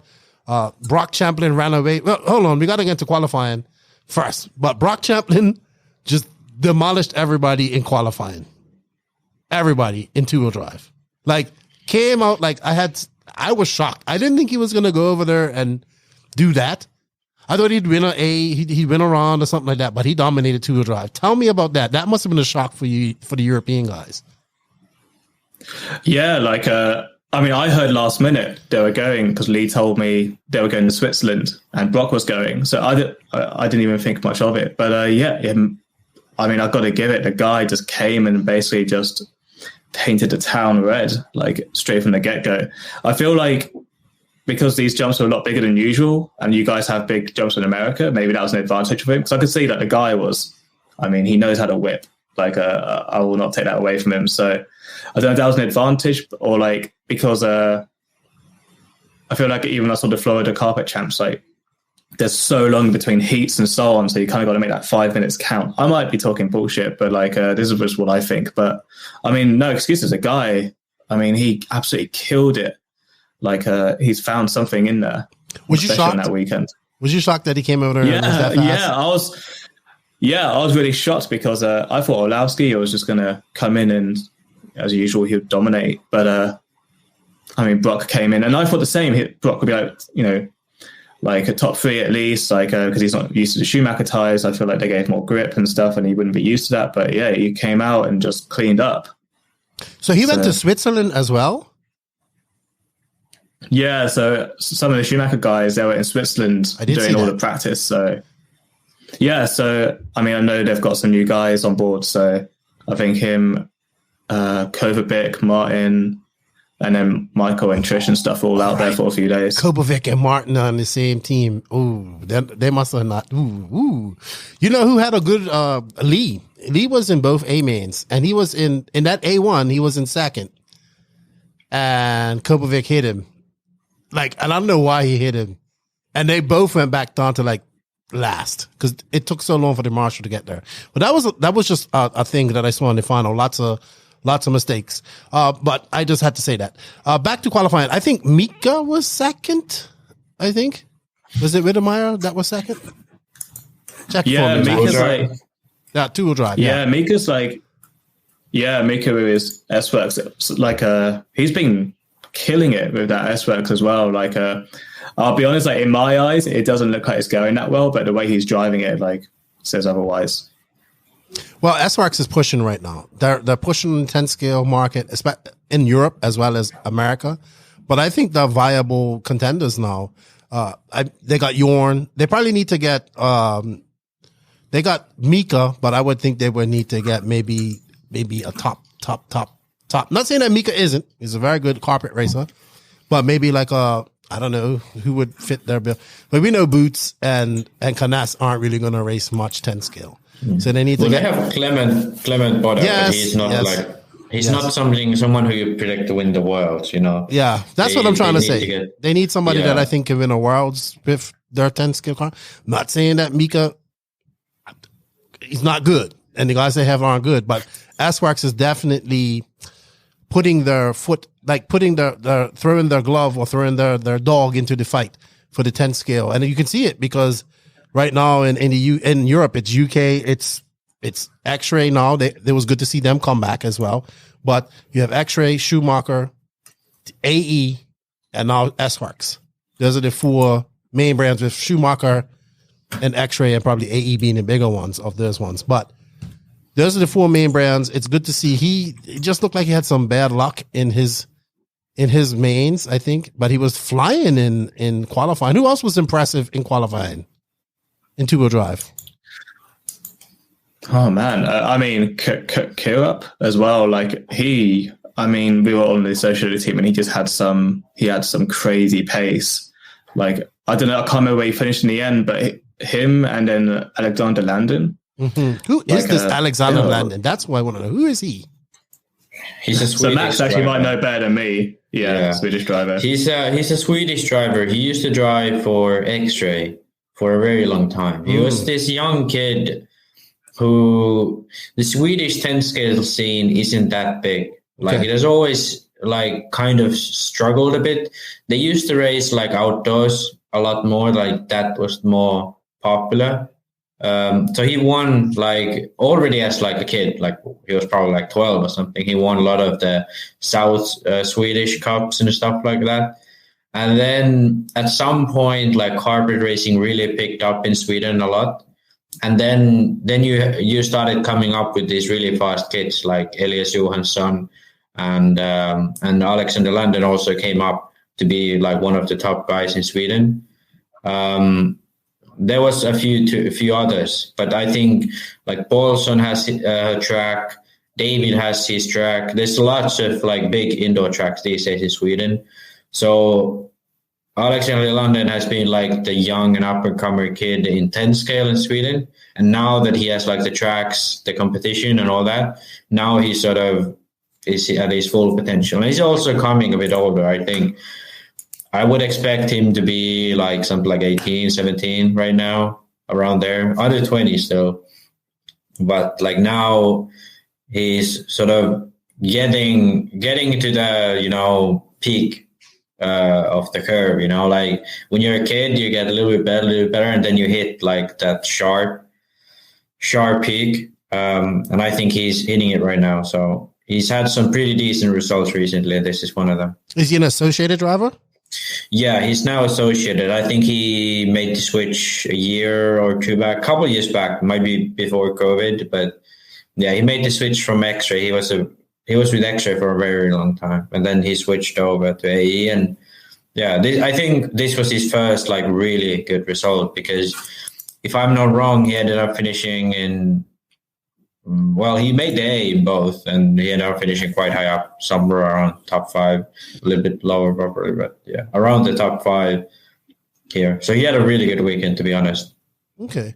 So let's talk about A1 then. So A1, Connor Brock got out to a lead from, as they say, from lights to flags, or flags to lights, whatever. I heard Tom Cockrell say that. I thought it was a great saying. I thought that Orlowski, when he got across Mika, I thought he was going to put up a challenge, but then he came off that, he jumped that double, like that had the spray paint on his side, on the second lane, on the front straight.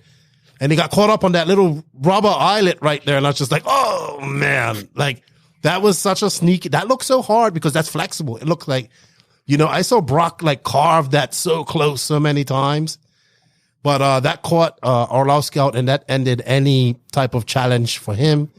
And then I think it was Karap. I think Karap came up from behind, I believe. Let's see. He got he got fifth. But who came up behind? I was just watching this, man. London. Alexander London. Right. Okay, so this was the A1 was the incident with Kovacic and Lee Martin, because they were actually fighting for second when that happened. And that was a dumb move on Kovacic's part. Like, I don't know how he hit Martin like that. Martin must have been fuming. I would have been fuming.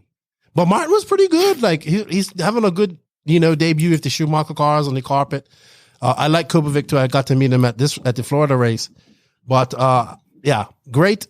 Brock from start to finish. He wins that. We go on to A2. It'll be a little closer. You'll see Mika and Orlowski kind of stay behind him, and they made a little train, and he wasn't getting away. And then you saw Karap. That's when he came, and he was just like, how like you can just, when I'm watching the stream, you just see like a wheel of a guy coming around the corner, and I'm watching the main grab. You're like, oh, that guy's coming. Like, you see him in your peripheral vision. Well, that's what I kind of felt with Karap. And I'm like, here comes the Daun. And he just came. And I think Mika made a mistake. And maybe him and Orlowski kind of touched a little bit. But, man, he got into second, I think. And I think he got second. Let me make sure I'm saying the right things here. He got into second. And I thought he was going to catch Brock. But he couldn't. But, man, he showed some incredible pace, that young man. He's incredible. Yeah, I think he's definitely the most impressive of the, the Hall brothers. I guess Kovacic to some extent, still a young driver. But Karap is definitely, in my opinion, like shows the most promise of becoming like the next Orlowski kind of character. I mean, he's already a European champion at, I believe, a younger age than what Michael was when he won. So I'd expect. I don't know how good he's on dirt. Like someone like Joona is like super good on dirt, not the best on carpet, but Karap is like really good on Astro carpet and stuff like that. So I'd be interested to see how he does in the Worlds. But definitely the Euros this year is built again like a very, very top end contender. He's your teammate, Will. What you think? Yeah, I mean, I actually haven't. Obviously, I pitted close with him and a bit of Halls, but I haven't actually spoken. I've spoken a bit with his dad, but I mean, yeah, the kid, like, he has this ridiculous pace. I mean, I feel like he has quite an aggressive driving style, but it seems like whenever he gets behind someone, he's kind of like almost intimidating them into like a mistake. But like, he just has it. Yeah, like he had all this pace even in 4-wheel. He was just on it. To be honest, like, I can't really say anything else. He was just on it. Yeah, I mean that's what he did at the Euros this year too. Like when he got in Florida, when he got out front, he was just like kept going fast. Like that's impressive about him. Yeah, he was flying in 4-wheel drive. We'll talk about that because he got in some trouble in A1 of 4-wheel drive or leg 1 of 4-wheel drive. But Mika would come in. I just want to go through the top 10 here. Mika would end up in 3rd in that run, and the kid Alexander Lannon in 4th. But yeah, I think overall, I mean, Brock wins it in 2. I think nobody could have predicted that, but after TQ qualifying, he was probably one of the favorites going into 4-wheel drive the next day. I thought after that dominating performance, he was going to clean up in 4-wheel drive, but we would have more to say about that. What's your thoughts on that, Max? What he did say this. Brock said that this carpet was very grippy. I heard him do an interview. It's very different from what he's used to in America. Yeah, I think the interesting thing is that Brock has been really, really good in 4-wheel drive in America, but then sometimes he struggled with 2-wheel drive. And for example, at the Florida Carpet Nationals, like there, Orlowski was much more comfortable in 2-wheel drive than Brock, but then in 4-wheel drive, those two were kind of matched. So like, I'm very surprised why that difference is. Like I haven't driven on the USA carpet, so it's hard to say. But I do think that the sort of design style of the Schumacher car really suits the EOS carpet. And the way Brock drives, especially over jumps, where he really aggressively, shoots down jumps, whereas Orlowski lets the car like roll much more. That's something I think is to his advantage. And then what Will said about the layout, that definitely, this layout was one of my favorites in a long, long time at EOS. I think what Will said is actually right. Like the EOS layout has been going the worst direction for a while, but this was a very nice one. And being a layout like this, where there's more jumps, more like rhythm, not really rhythm sections, but having the rhythm, the jump, turn, keeping the rhythm up. I think that's something that Orlowski generally isn't as comfortable with. So, I mean, even Orlowski had he ended up beating, Lee and Kobevic, but at some point Lee and Kobevic was in front of him too. So Orlowski had a tough weekend, and then Brock performed at a very good level. And that's just that resulted in him dominating because, I think Schumacher is a bit ahead of the competition in especially, high speed EOS carpet tracks. On Astro, A is much closer in my opinion, but all those things sort of go together. And then Brock being comfortable with the car, where the car works, having a layout that sort of suits him. And let's be honest, he is still, I'd say probably one of the fastest, at least top 5 fastest carpet drivers in the world. And I would say he's probably top 3, So it's not he was expected to do bad here. I mean, no, it would have been weird if he didn't finish in the top 3, in my opinion. I would agree with that.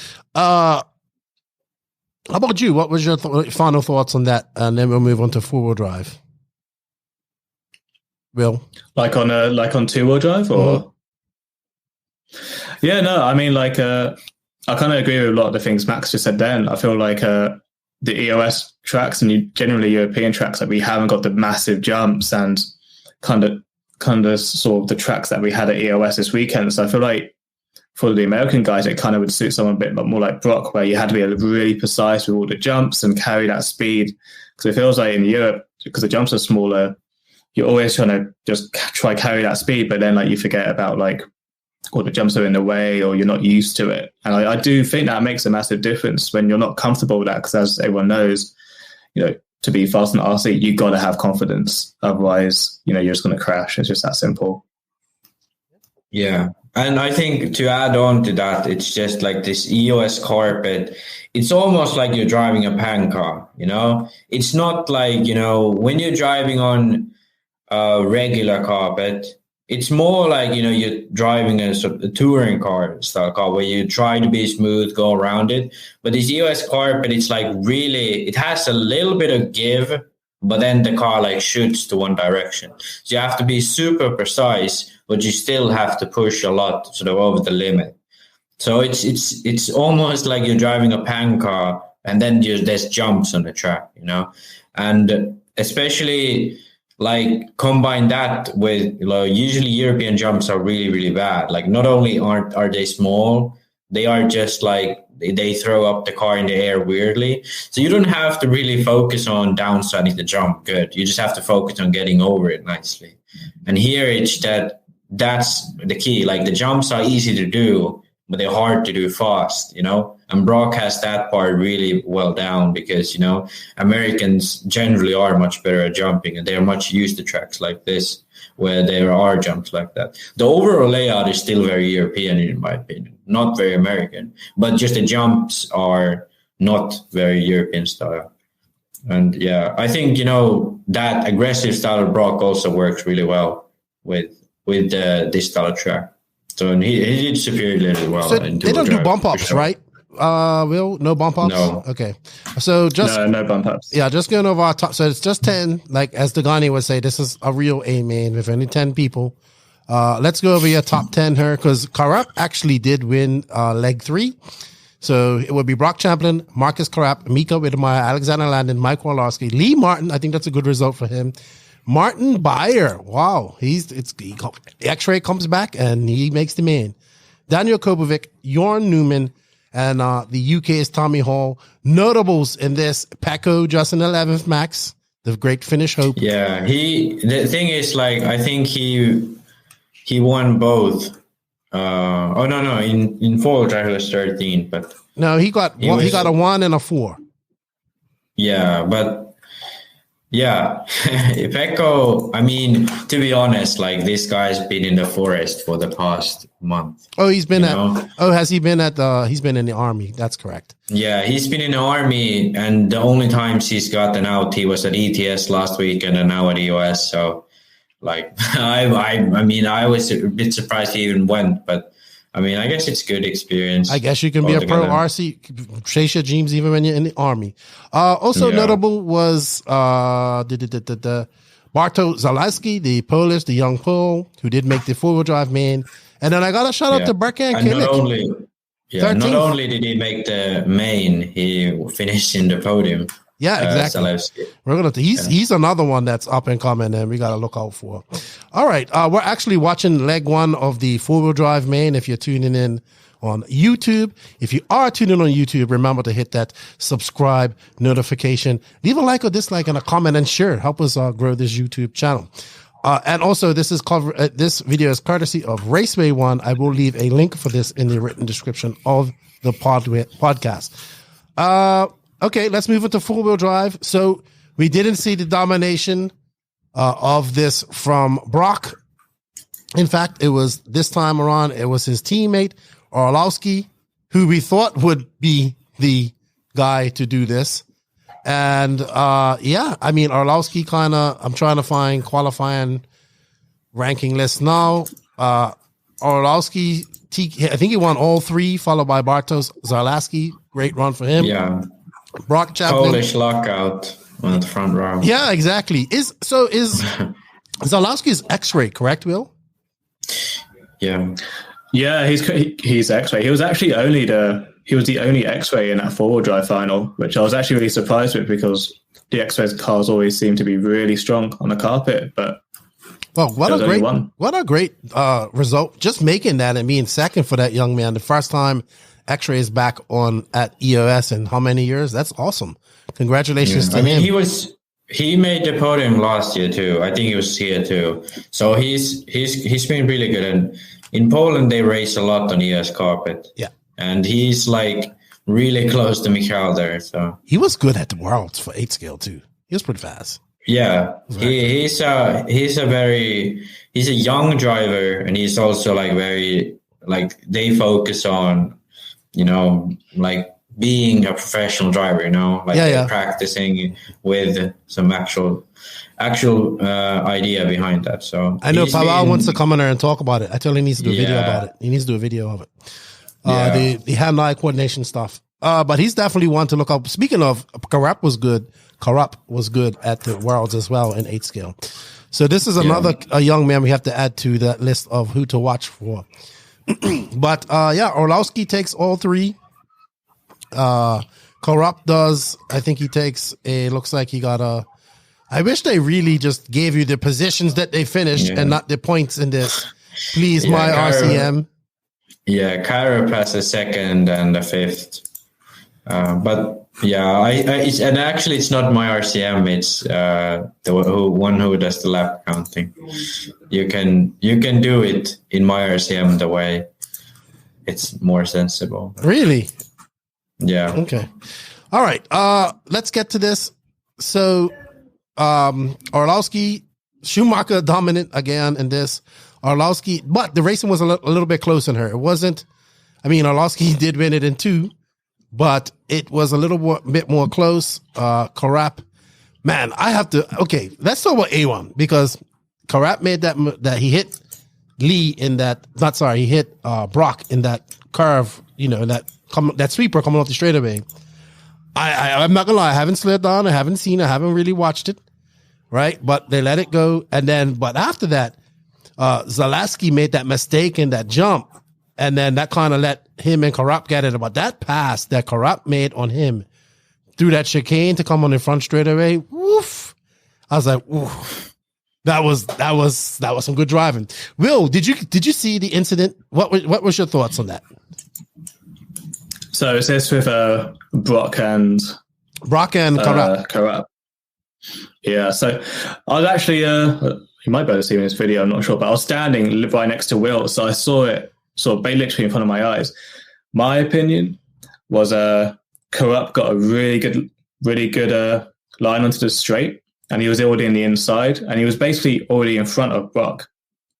And then they tapped, like, it was a tap. It wasn't like anyone got taken out, but it was a tap. But so in my opinion, I think Brock should have yielded if I was in that position. So in my opinion, it's just hard racing. But I know some guys, they think it was actually a takeout. Brock went ape shit afterwards, didn't he? Because I was really surprised it actually went through. I just thought it was just normally in Europe you just let something like that go. But then I guess as Brock went to Scotty or race control, then they agreed. They said otherwise. Yeah, he got penalized on the next race. He had to start in last, right? I think he had a 5-second penalty. I think that was what happened. So I think he had second. But they did it. And they did it in a weird way where his actual finishing time was 18 laps, 5:14. Mm-hmm. But then they switched it so that he had 17 laps, 5:02. So they gave the 5-second penalty, but they gave it like a lap before. So they, like, if they just gave it a 5-second penalty on top of his like ending time, he would have ended up fourth in that main. But now he ended up all the way in 7th. So I don't know, like that penalty was very weirdly given because and the thing is like he still is in front of Brock. So it wasn't like they wanted to place him behind Brock. So very weird way of giving a penalty, to be honest. Yeah, I don't understand that. I'm pretty sure that Brock was going apeshit after this. I would have had my camera on that driver's stand as soon as this race would have been on. Yeah. Well, one thing I do want to say, because this seems to happen quite a lot at, I'd say EOS, but like big races where there's some form of refereeing, but not very official type of refereeing. Like penalties are not given until someone like really complains about it. Like someone gets mad and is like, hey, he needs a penalty, whatever. Then they like give someone a penalty. So effectively, it's not that, there are rules and you ought to follow them. It's that there are rules that are only enforced if someone gets pissed off enough, which obviously I don't know all the, things behind the scenes, but I've seen this happen before at EOS. Someone complain about it, they've given a penalty, or perhaps this wasn't EOS, but at a race in Europe anyway. Well, I think it should be much more clear-cut. And also the way this penalty is given, like how on earth could you, like you can't say you drop Marcus behind Brock, which is because it didn't happen. So that's not the way you did the penalty. But you added, like they've added 5 seconds, but not to his ending time before the time, like before the final lap. So they docked him a lap and added 5 seconds.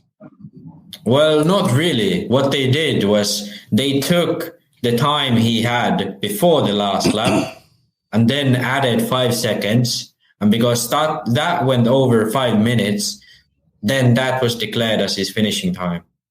So it was a super complicated way to give a penalty. And still, he finished in front of Brock. So it's like, I'm lost. I'm not even trying to figure it out. I'm not trying to figure it out. I know what they did, and I can see why they did it, because he made the pen, he touched him before the last lap, so they ended it, like they put the time of the penalty, mid-race, but it's just, in my opinion, doing it like this is a bit odd. So they don't have referees here, just the RD, right, Will? Yeah, just the race director, Scotty. So, like, because one thing I was going to say, that one of the first things that I noticed when I started racing in Europe was how the driving standards, like, sorry if this upsets anyone, but like, are definitely like not sort of what I was used to in the UK. Like, it seems like everyone's just so rough, and especially some of the younger guys, like, they take literally any single opportunity, even if it's sort of not there.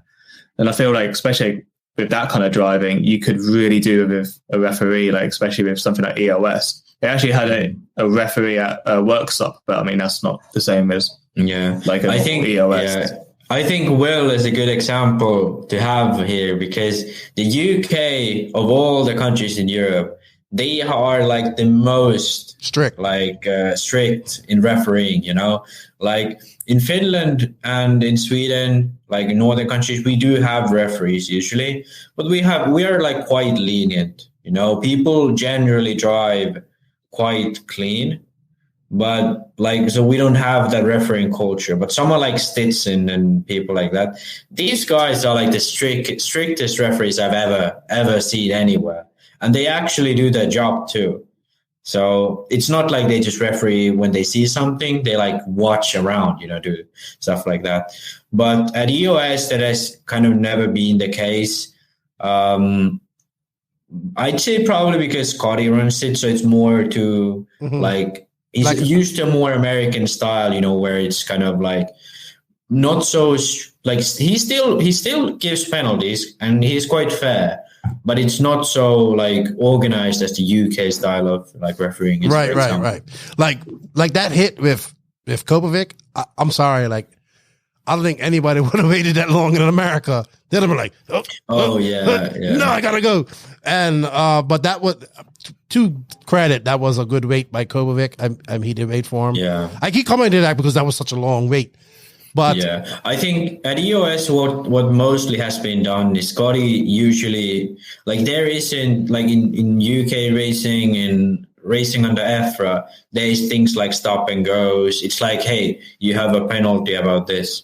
But at EOS, Scotty usually is a bit more, you know, hands-on with it. So oftentimes he says you got to wait, or you got to let the guy by you, you know, stuff like that. So that's why, you know, Kovic, for example, there, he knew he'd probably get called off by Scotty because he's raced at EOS for so long. So he waited, you know, because Scotty would have told him to do so anyway. But I think the issue comes when like Scotty on his own can't really see everything. And if you have a give a penalty afterwards and you don't really have a proper rule book on how it is. So it's a bit of a gray area at the US because there's a form of refereeing, but it isn't like written down like black and white. Okay. All right. So let's finish off on four-wheel drive. Let me go back to the ranking lists here. So Orlowski takes it in 2. Brock Champlin managed to take it to finish 2nd. Still a great result for Brock. Zalaski, great result for the young Paul. 3rd. I think he can be very happy with that. How old is this guy? Do you know, Will? I think he's like 16, I want to say. I think he's 14. Like he's really young. I mean, he's tiny, like on the driver's stand. So yeah, I believe he's 14 or 15. Pavel has told me a lot about him, and Johan and Pekko also. They went to Poland to race, and they said like he was really, really fast. You know, Johan and Pekko both are fast drivers, and like he's definitely on carpet one of the fastest kids, like alongside Karup and these guys. But I still want to see Zalewski, you know, have that sort of variety, you know, not only on carpet should he be fast, but on other surfaces as well. Like Karup, for example, he's very good on like all kinds of carpets, you know, not only on EOS carpet, not only sometimes tracks, he's good on all kinds of like high grip tracks.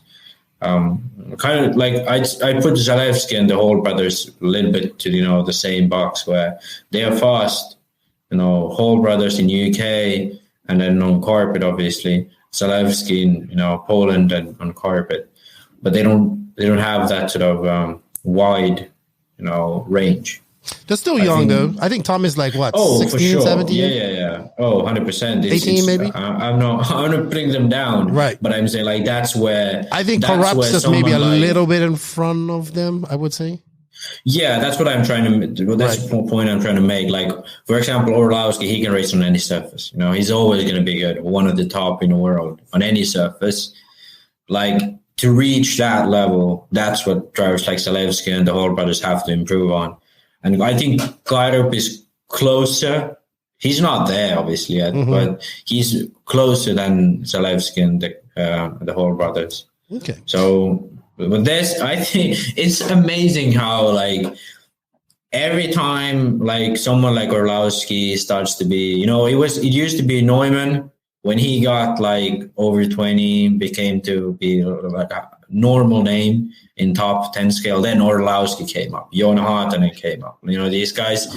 And then when those guys grew older, then now you have the Hall brothers, the Karup, you know. So it's like in Europe, there seems to be a very consistent, you know, progression of new drivers. And that's really interesting to see. And I don't know why it is, but it's always in 10 scale. I think it has something to do with like the short season, because we rarely get to race a full 8 scale season unless it's in Spain or like Portugal, perhaps in southern Italy, but not in northern Italy, definitely. Yeah, that's actually a great segue, but we're going to segue to that in a second. I just wanted to get Will's final thoughts on four-wheel drive before we move on to some of my afterthoughts I have heard.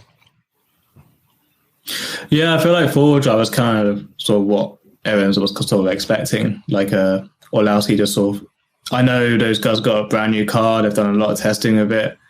So I think sort of Orlowski felt sort of pretty at home with that. And especially that they're the Polish race star jumps. I feel like that has like something to do with it as well. So he already knows like the deal with it. He's done it a million times. Maybe the same with Zalewski as well. There's maybe a confidence factor there, but I mean, I feel like four was just sort of what you expected. I mean, I feel like Clement was sort of one of the guys I wouldn't have expected to make the A main there, but he did. So that's sort of my closing thoughts.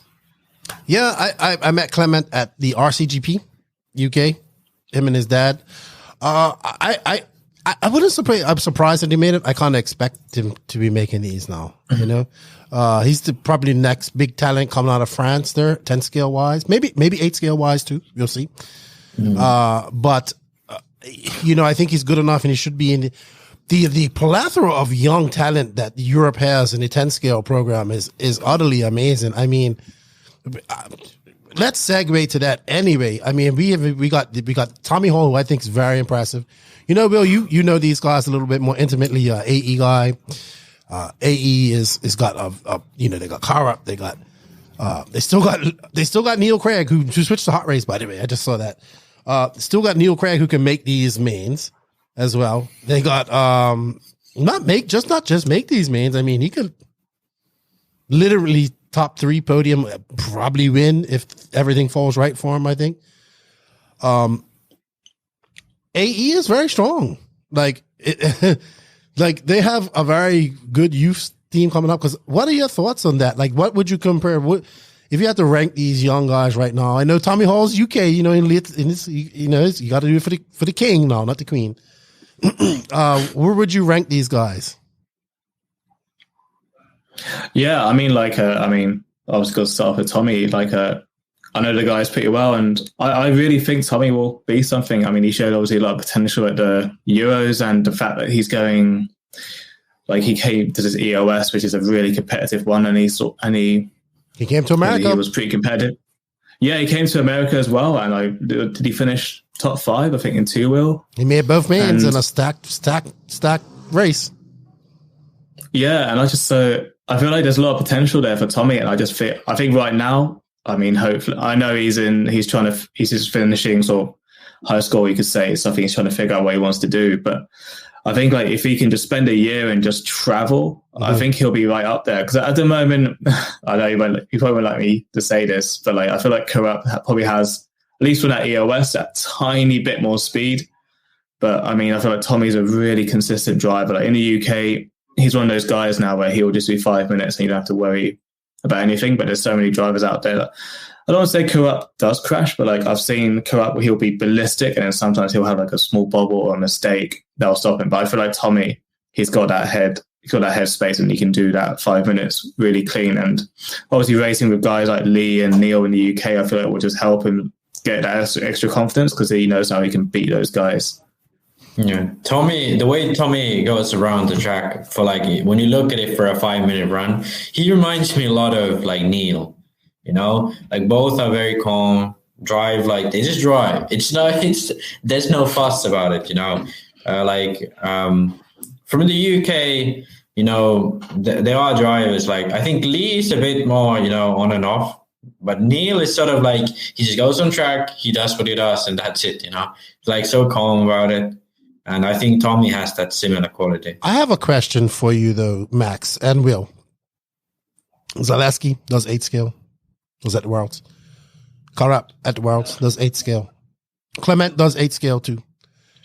Do you think that, does Tommy Hall do 8 scale, or does it strictly 10 scale? Or I believe he's going to have to do something.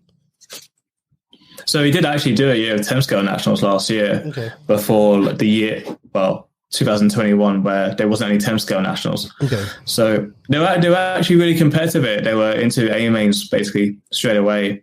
And I think he even podiumed at one of them. So, but I think their plan is they just want to focus on 10 scale for now and just sort of build that up, because that's where the guys are sort of doing their best at the moment. But I definitely think they'll come back to 8 scale. Like they're no slouching it at all. Well, I think they need it. I think it's beneficial to their program. Well, Ronson. Well, yeah, potentially. I think it would definitely help with the confidence side and just racing against faster guys. And you learn a lot from 8 scale. I mean, I know all these 8 scale guys. There's so much you can learn from it and transfer into 10 scale, which is like the longer finals. Like I think it will teach you a lot of racecraft. I'm not saying that he has bad racecraft, but like you can learn so much from that kind of thing. I agree. All right. A couple of thoughts I had her after this race. Great to see Brock over there. I would love to see a Dakota fan, Ryan Mayfield, got Cav over there again. I hope they do come. You can just see, like, Americans want to follow Americans. So they're going to pay attention to EOS when it's an American there. I believe there are people that are going to pay attention to it. Don't get me wrong. But, you know, I feel that I would love to see more Americans come to I know these guys have a super busy schedule, but it would be great to see these guys come over here and race more, and vice versa. The Europeans go to America a lot, but I would like to see them come over to do this.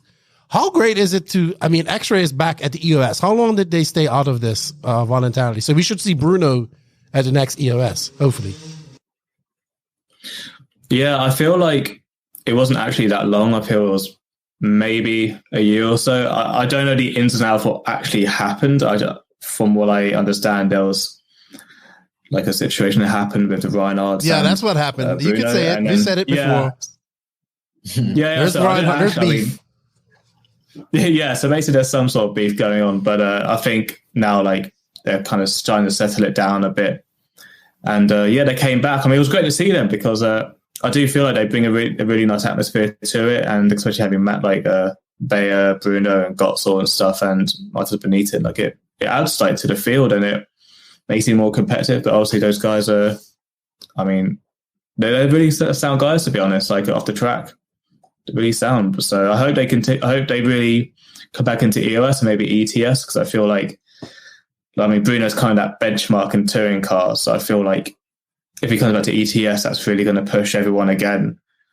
So, but I agree. But yeah, hopefully we'll see what happens. I agree. What's your thoughts on that, Max? Yeah. You happy to see X-Ray back in the mix? Oh, 100%. I think, this race was a really good race for many reasons. One, for showcasing, the new talent in Europe. Most of the top guys were there. Even Brock was there over from America. And still these young guys are there, fighting for it. So it's like they can consistently get up there, and they have, the level needed to become like top challengers. So that was a positive. Then track. Back to these amazing EOS tracks. I remember when I raced EOS, very actively in 2017. I raced all of them. Or was it? 2016, 2017 winter. I raced every single EOS. That was the year where I think the tracks were really nice. Then The year forwards, 2018, 2019, those seasons were still good. But then, like, just before COVID and then during COVID, it went a lot downhill. I think this was a really good step into the right direction, you know, different colored for the infields, new carpet looks nice, jumps are really good, really flowing layout. You know, it looks good. Like that's a big thing on its own, that it looks professional, looks nice. And then also that there aren't any weird jumps or like odd looking things, you know. I think that was a really nice positive thing about this event. And then the last to say is I think the Raceway One coverage of EOS and the Euro RC series, I think the YouTube channel is called, is I think this last 2 week stint of ETS EOS, that to me at least has been like, all right, these guys are doing it really well. Looking at the YouTube channel, they even have, you know, extra interviews, like extra recaps. So it's not only that they do a live stream and then chop it up in the end, they do also other content. It looks more than just a, you know, one camera live stream. There's more in it. And I think all of these things are, and also the X-ray joining back. And the website. They do written write-ups too. 100%. Yeah, the written write-ups they have been good for a year or so already. But like, that's just, I think from the media side, things coming together, the track side, it looks good. The talent is there. Now we have X-ray back. So we have, you know, a big manufacturer in Europe and it's still a big pool of talent. You know, it's Coelho, one of the best drivers in the world, and then Bayer, Götzel, these guys. So all of that sort of came together at this race, although Coelho wasn't there, but, you know, they announced that he would be there on the next round. I think this race was a very, very positive, you know, thing for the European racing scene in general, but 10 scale scene, especially because the US was like every race used to have that 400 entries and like that peak of 2017, 2018, but they have been struggling. And now we're out of COVID. They have the package back together. They don't have Red RC, but now they have Raceway One, you know, everything is coming back together.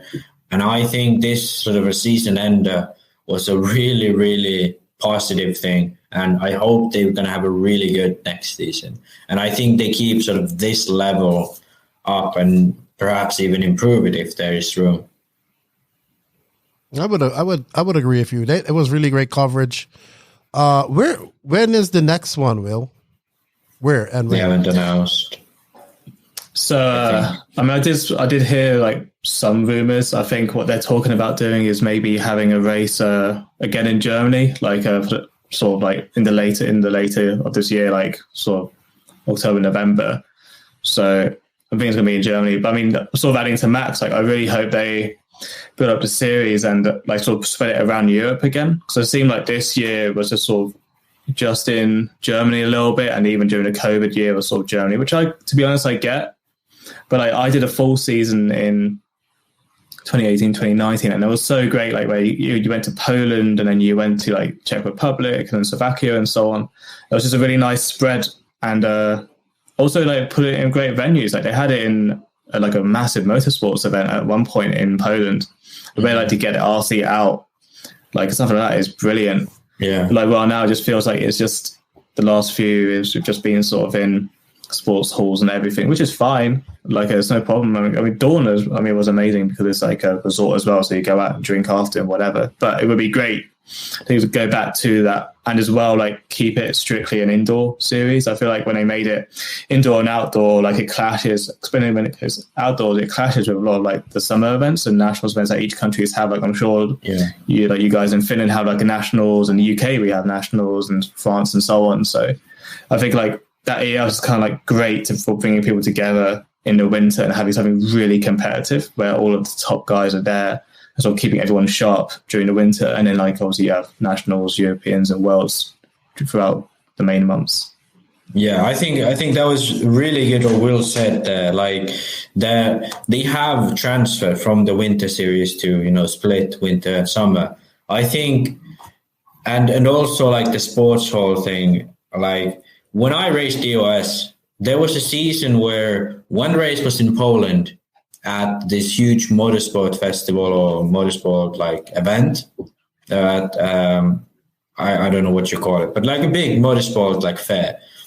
Then one event was at a Nürburgring where you had a full scale, Lamborghini Cup event, and then one event at Hoodie Arena, which is, in my opinion, one of the best RC facilities in the world. And then I can't remember one more event, but at least one time they had an event in Austria where it was also at a big, model fair. So like all of them were big events, very nice venues, high end, everything was done down to a T. So I think, getting back to that, like this event has the promise to get back to that, So I think that is really, really, really good if that happens again. And also making it purely a winter series is also a bonus, in my opinion, to get all the races attending. Will, how did you do at this race?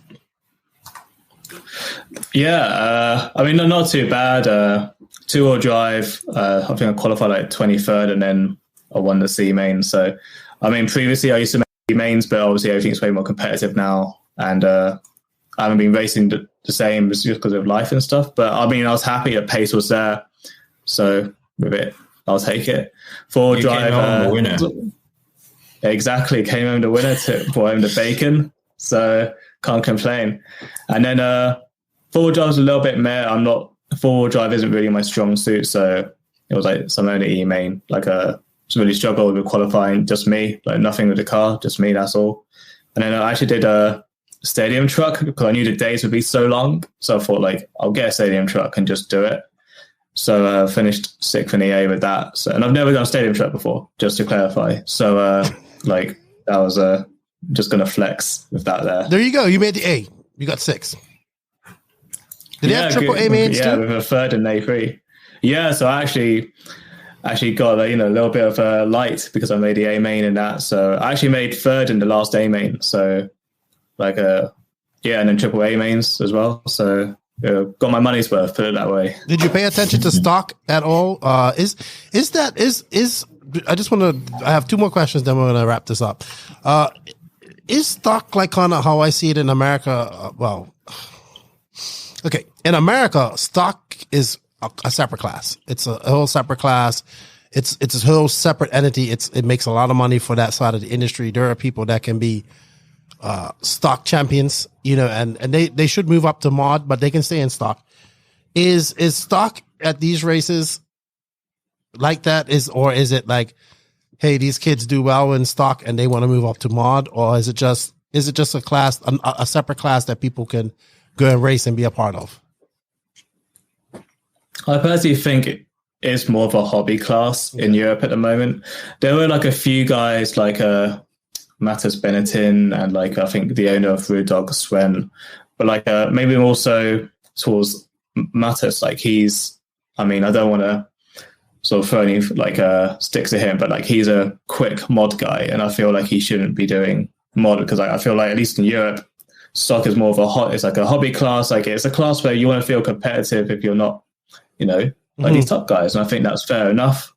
So that's kind of what it feels like. There might just like maybe 1 or 2 guys, which in my opinion should just be doing mod, but it's not taking that like seriously. So it's kind of like another class, and more the entries to make it fair enough. Okay, I got you. I'd say it's like a filler class. I personally, when they added it, I was not very pleased. I'm sure you wasn't. Because it's like that I haven't heard of anyone who really races stock anywhere in Europe, like most countries don't do that. So I do understand the hobby aspect of it, but I don't think, I think you can still have a hobby. Like you can just be on the bottom mains of the, mod. So I don't know. It hasn't been very popular, to be honest, as far as I know. Okay. Will, So I don't know if you paid attention to it, but there was the J Concepts INS race going on at the same time. I think what's so weird is that over in America, you got Dakota Fenn over there dominant, even though actually Aiden Horn beat him in two drive. But Fenn is so dominant, TLR is so good over in America, but nothing over there in Europe. Nothing. Why is that? I mean, to be honest, like I'd love to ask the Americans that, because like the car itself, the Lefty is a brilliant car, and like I feel there's so much potential in the UK to use it as well, because I feel like, especially in the UK AstroTurfs, like I feel like the cars which were sort of designed for dirt actually work really well, because at least UK AstroTurf track aren't as high grip as people think, so you need to grip. But like I don't know why. I think they're losing a lot of potential customers here, and obviously drivers and talent. And Europe is a massive market. So in my eyes, I kind of see it as like, what are you guys doing? You guys need to get out there again. Because a few years ago, when like Bloomers drove for TLR and so on, they were doing great. And I can imagine, and the car was good on dirt too in America. So I mean, if anyone can if they want to say it's something, just weird. It's like non-existent. I find it weird. Yeah. Go ahead, Max. I know you have an opinion on this. By the way, Max, your RC dad said hello. Okay, tell him I miss him. I want to talk to him on in front of the podcast audience. But yeah, we're talking about TLR too. So I think it's related somewhat to my hero Barry the Baker, and yeah, what was it I am going to say? Why there's no TLRs over there? So okay, here's the thing. So TLR in Europe, they had a big presence when Horizon Germany had a big presence in racing. They had the Kilic brothers. They had lots of drivers in Italy. They had a big, good distributor in Italy. They had Sanchetti, they had Barufalo, they had Stocco, all of these fast guys in Italy, Yeah, good distribution in France. They had good distribution in France, exactly. England too, because I remember who was really fast when I was there was that guy Alice Stafford. Yeah, Alice Stafford. And there was a lot of TLRs in England when I was there in 2014. Yeah, I think it's Lewis brothers. They both drove for TLR. At least one of them drove for TLR. I'd expect both of them. And then in Northern Europe, there was still, guys here and there, driving TLR. And they did well, with that Drake brand at the time. But the issue was that in Europe, I have to say, the 10 scale market is a lot bigger than the 8 scale market. Whereas in America, I'd say it's quite tied almost. 8 scale and 10 scale might be quite similar size. This is due to the longer winter of Europe when you can't race 8 scale. But TLR had a very poor four-wheel drive. And then they came out with a four-wheel drive that was still very poor, They've always had a decent tool drive, but in Europe especially, it's kind of like you race both and you don't race, at least in a lot of the places where I raced before. So that definitely hurt them on the 10 scale side. Then when people sort of started realizing that the TLR 8 scale isn't that competitive, they lost some great distributors, not completely lost, but for example, the France distribution switched over a lot to S-Works, Horizon Germany, I believe, fell into some struggles or whatever, or just lost interest in the racing market. They lost drivers like Bloomfield in the UK. A lot of people move over to Agama. That was the big boom. Then on the Italy side, they just kind of lost the drive they had there. So all of the places that had a good TLR boom kind of went away. And then also Mugen was coming up. A lot of these, 8 scale based brands overtook TLR. And then in 10 scale, they weren't competitive enough because of the four-wheel drive.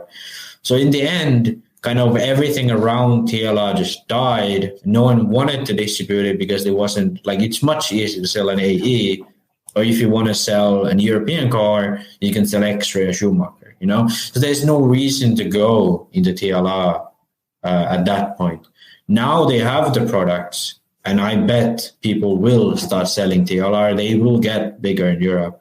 But to build a proper, you know, distribution web is much more difficult when you have nothing to base it on, you know, or when you have strong webs of X-Ray and Schumacher and AE distribution. Like, thanks to Brodog and lots of small distributors like CML in UK, and then in like Northern Europe, there's others. AE is really, really strong in Europe.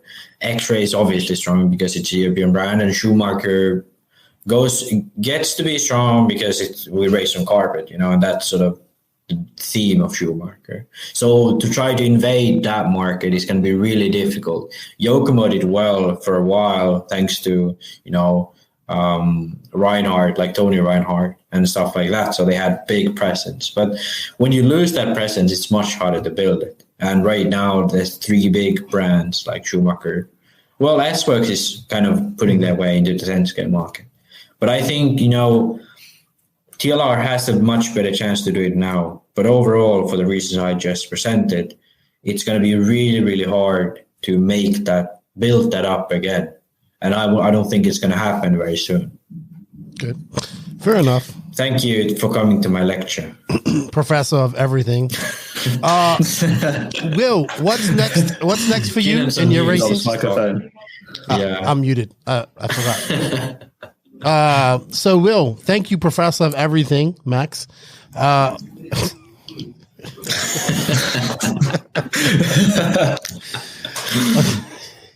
He just poked that bird more and more. Poke. Yeah. Will, what's next for you? Race-wise. Yeah. So we have the MK GP here, which is kind of becoming, I guess you could say, like a UK EOS round. So that's actually, my girlfriend literally lives like 5 minutes away from there. So when is that? I'm pretty excited. So I believe it's the 10th to the 12th of March. Okay, and it's in a massive shopping centre. Yes. So it's huge. Like, even for UK standards, it'll take you at least 10 minutes to go from one way to the other. But they're not actually racing on an EOS carpet. It's actually quite literally like a office carpet. Mm-hmm. I haven't raced on it personally myself, but they use the local club that runs it's called Silverstone, and they made one section of the track at one of their Winter Series rounds with it. And I overheard it was insanely grippy.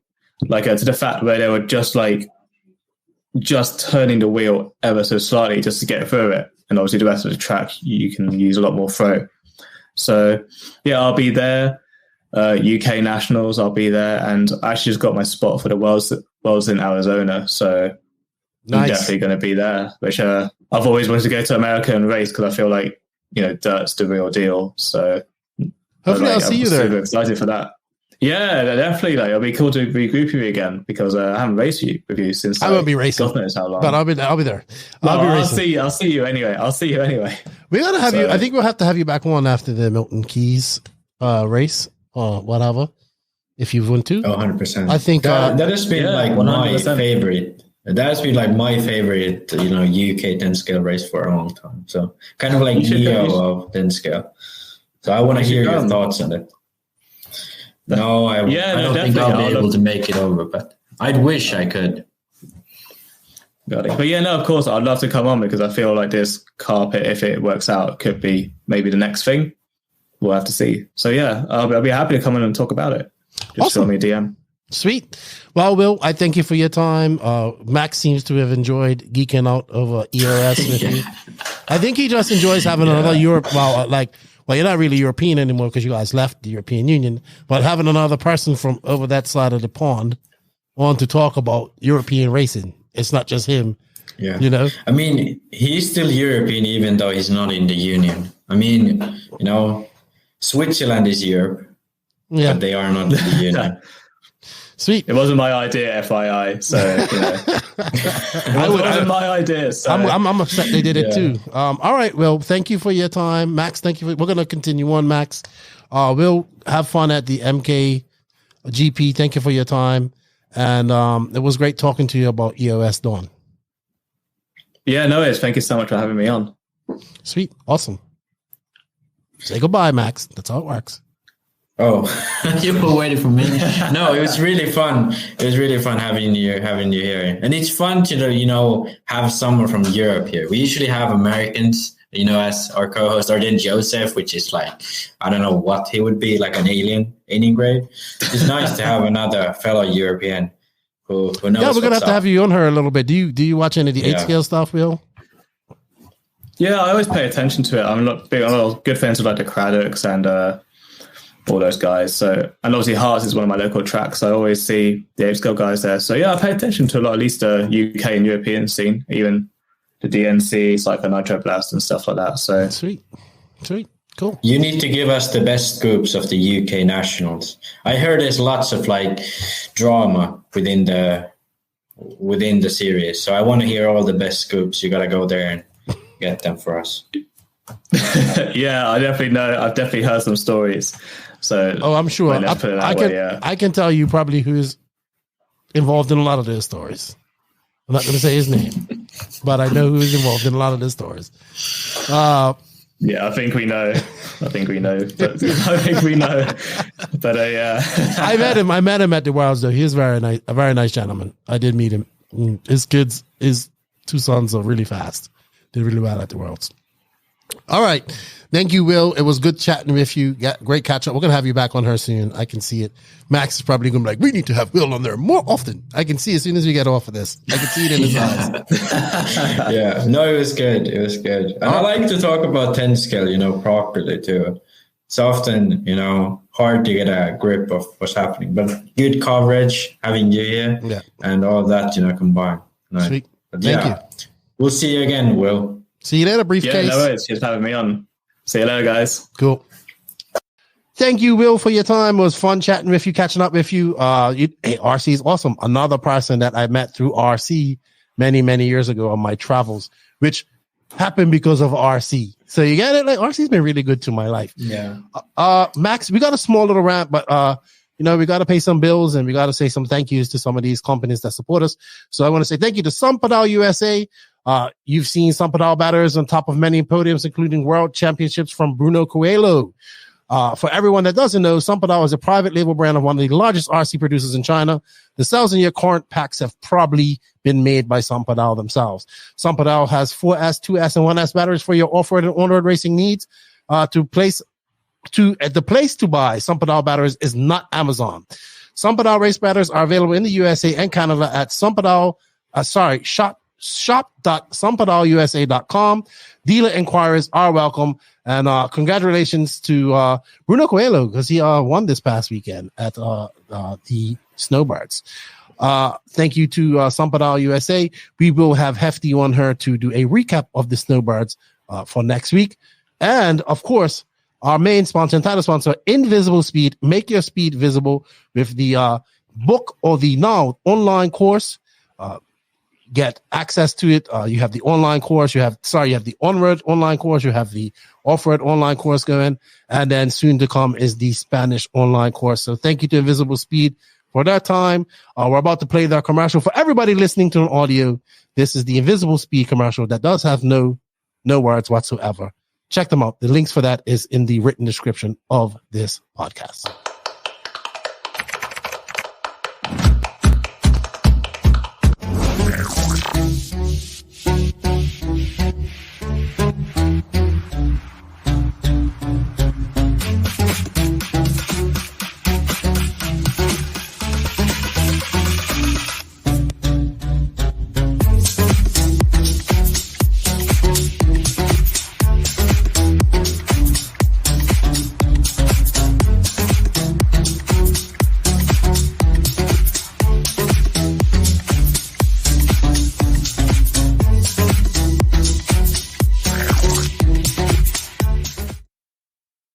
All right, so thank you to invisiblespeed.net for their continued support, as well as Sampedal USA. Links for all of this are in the written description of this podcast. So, Max, I know you're tired. I'm not going to keep you long, but I have a small rant reflection. You did enough ranting in the questions, but you may or may not agree with me. I hope if you don't agree with me, that's fine. But my good friend, Mark Santamaria, he released a video here the other day that got a lot of race. It got a lot of support, but it also got a lot of racers a little bit upset. And it was called the hard truth, a hard pill to swallow for RC racers, or something like that. So he was basically at the TNR race, and he made a video about RC racing, and he was talking about a lot of things that I've said I've said a lot of things as well recently about racing and stuff like that.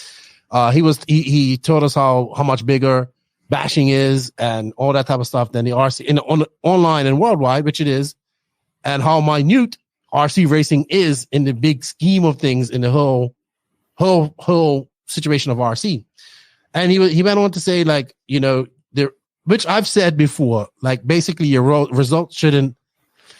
He says, yes, it's fine to be competitive and upset with yourself for not doing well, but it shouldn't be. It's other things that you take from these races that should really make the enjoyment for this race, not just your results. That's what the gist of it that I got out of it. So I saw, you know, I posted it because I agreed with him, and a lot of people did. And I saw a few people comment on it, and I don't know what his YouTube was like, because I know a lot of his people are bashers and all that stuff. But I did see some racers get a little bit upset at it. And I understand why. Because I remember because Mark's a racer, right? I remember when Mark like kind of went over to this bashing side of things. And I was like, what the heck is he doing? Like, he's a racer. Like, what is he doing? It's like, he should be making racing content. You know, I was like, what is he doing? Like, I'm blind to this. Like, what is, you know, now, mind you, I consume a lot of bashing content. You know what I mean? Now. So I remember like just watching his channel and watching it evolve. And then I sat down, I had him on the podcast, and I was talking to him, and I was like, he's like, man, you don't understand. Like, I'm trying to bridge a gap. Like, it's so, and like, he kind of really opened my eyes. My eyes were kind of a bit open, but I don't want to really admit it. But the bashing side of things and the crawling side of things is freaking huge. Like, it's way bigger than what we do. And I think for RC racer, that's hard to swallow, because we're so, like, Joseph will not give bashing any time of the day. Nothing at all. I know you're kind of like that too. When I was but I just consider it a whole different thing. You know, it's kind of like, you know, it's kind of like those people who like to make their cars slow and use those way too big tires and have them all slanted. Like, yeah, they are car guys, but I have like no interest in that. That's fine. Yeah, that's fine. I like race cars, you know? Right. Both are car people, but it's a completely different world. That's how I would compare bashing to RC car racing. You know?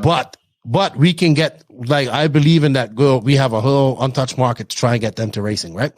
Mm-hmm. I remember when I realized that RC racing wasn't the center of RC. You know, I realized, I was like, what? How can that be possible? And my buddy Sean Rusin, what's up, Sean? He always messes. He gets so angry at JQ. He's like, man, JQ doesn't understand. Sometimes it's fun just to go out there and drive an RC car. I love, you know, he's a basher. He loves racing and everything. And I was like, I get it, man. Me not having a track here, I get it. Like, I just want to go do some RC stuff, you know, have fun. But it truly is the biggest market, man. And I know a lot of these basher guys say they don't want to race because they feel uncomfortable and stuff. Maybe it's because we take our racing too seriously. Now, I've said this before. I'm not saying that you shouldn't take your racing seriously, but I don't think you should be taking your racing on a level of maybe one of these pro guys. Because at the end of the day, this racing isn't going to be paying your bills. Yes, you'll be pissed off at yourself because you didn't do as good as you want. And it's nothing wrong with being competitive and all that type of stuff at all. Nothing wrong with that. But I truly feel that if your results ultimately determine the amount of fun that you've had at a race, it's something wrong. Because last race I went to, I had a blast. Mind you, I don't race much, but I was in a B-main, a 40 plus. I was just happy to be there. I was happy to have fun. It was fun racing with my friends. I get that. It's not like that for everybody. People are uber competitive. But I think that the industry has, how can I put this? Like, sponsorship doesn't equate to skill level. but it definitely equates to dream levels and illusion levels. 100%. Right? And I see too many 30 plus guys get into this maybe for the first time, or, and they get into it and they get a sponsorship, and like over 20, I would say younger, 25 plus guys get into this. If you're 13, 14 and you're telling me that, okay, I can believe you. I see too many people getting a sponsor, getting way too serious about this, going to race too many classes, spending so much money on this. They talk about RC is too expensive, they can't do a sponsor, but the whole damn industry is built on that. The industry is built on you being sponsored, you racing as many classes as possible, the race promoting, the races, everything we look at on the American side of things. There's not so much on the European side. And the American side of things, like it a lot, is the biggest market, most seen, most vocal. It's out there. It's all we take this. I don't want to say we shouldn't take it seriously, but I think we shouldn't be out there worrying about sponsors and trying to get a better deal and all that type of stuff. We should be competing to compete.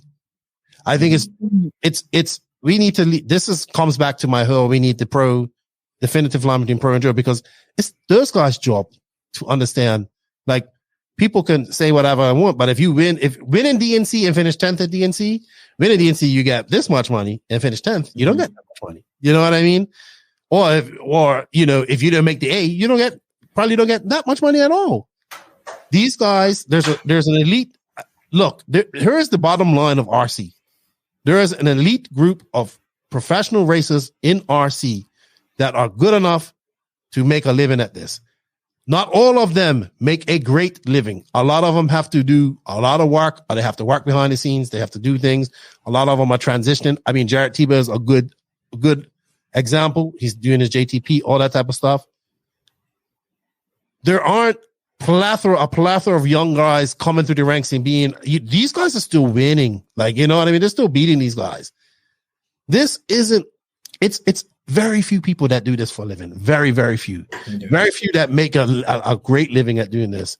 And it seems to be dwindling more and more. We need to. I think. Go ahead. Yeah, I think.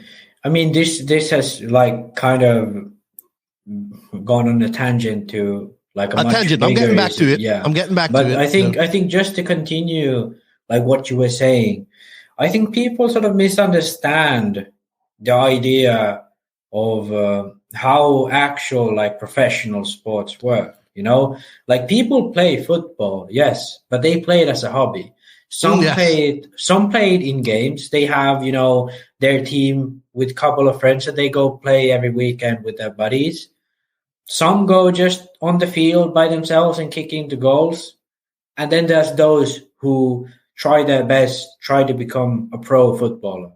We have that same in RC, but we just don't really understand, like, it would kind of be weird. Like, yeah, we just don't understand this. The gap between Bro and Joe is non-existent. And also, the reason why Ronaldo earns that amount of money, it's not because he makes footballers buy football shoes and, footballers buy balls, whatever, That's not why he makes money. He makes money because he promotes to an audience. But in RC, we have completely dismissed that. We're just like, okay, this is not a sport that we're going to even want to show to anyone else. All we want to do is you win those races. So we get these people buying these semi-expensive equipment so we can, make money out of this. And it's funny because when I tell the sort of market structure of RC to people who understand things about markets, but don't really know anything about RC, they're like, how the fuck does it work? Like, why do they pay you? Like, who pays you money? Or who pays you to go to this race? And I'm like, yeah, it happens like this. And they're like, that's weird. Like, that makes no sense.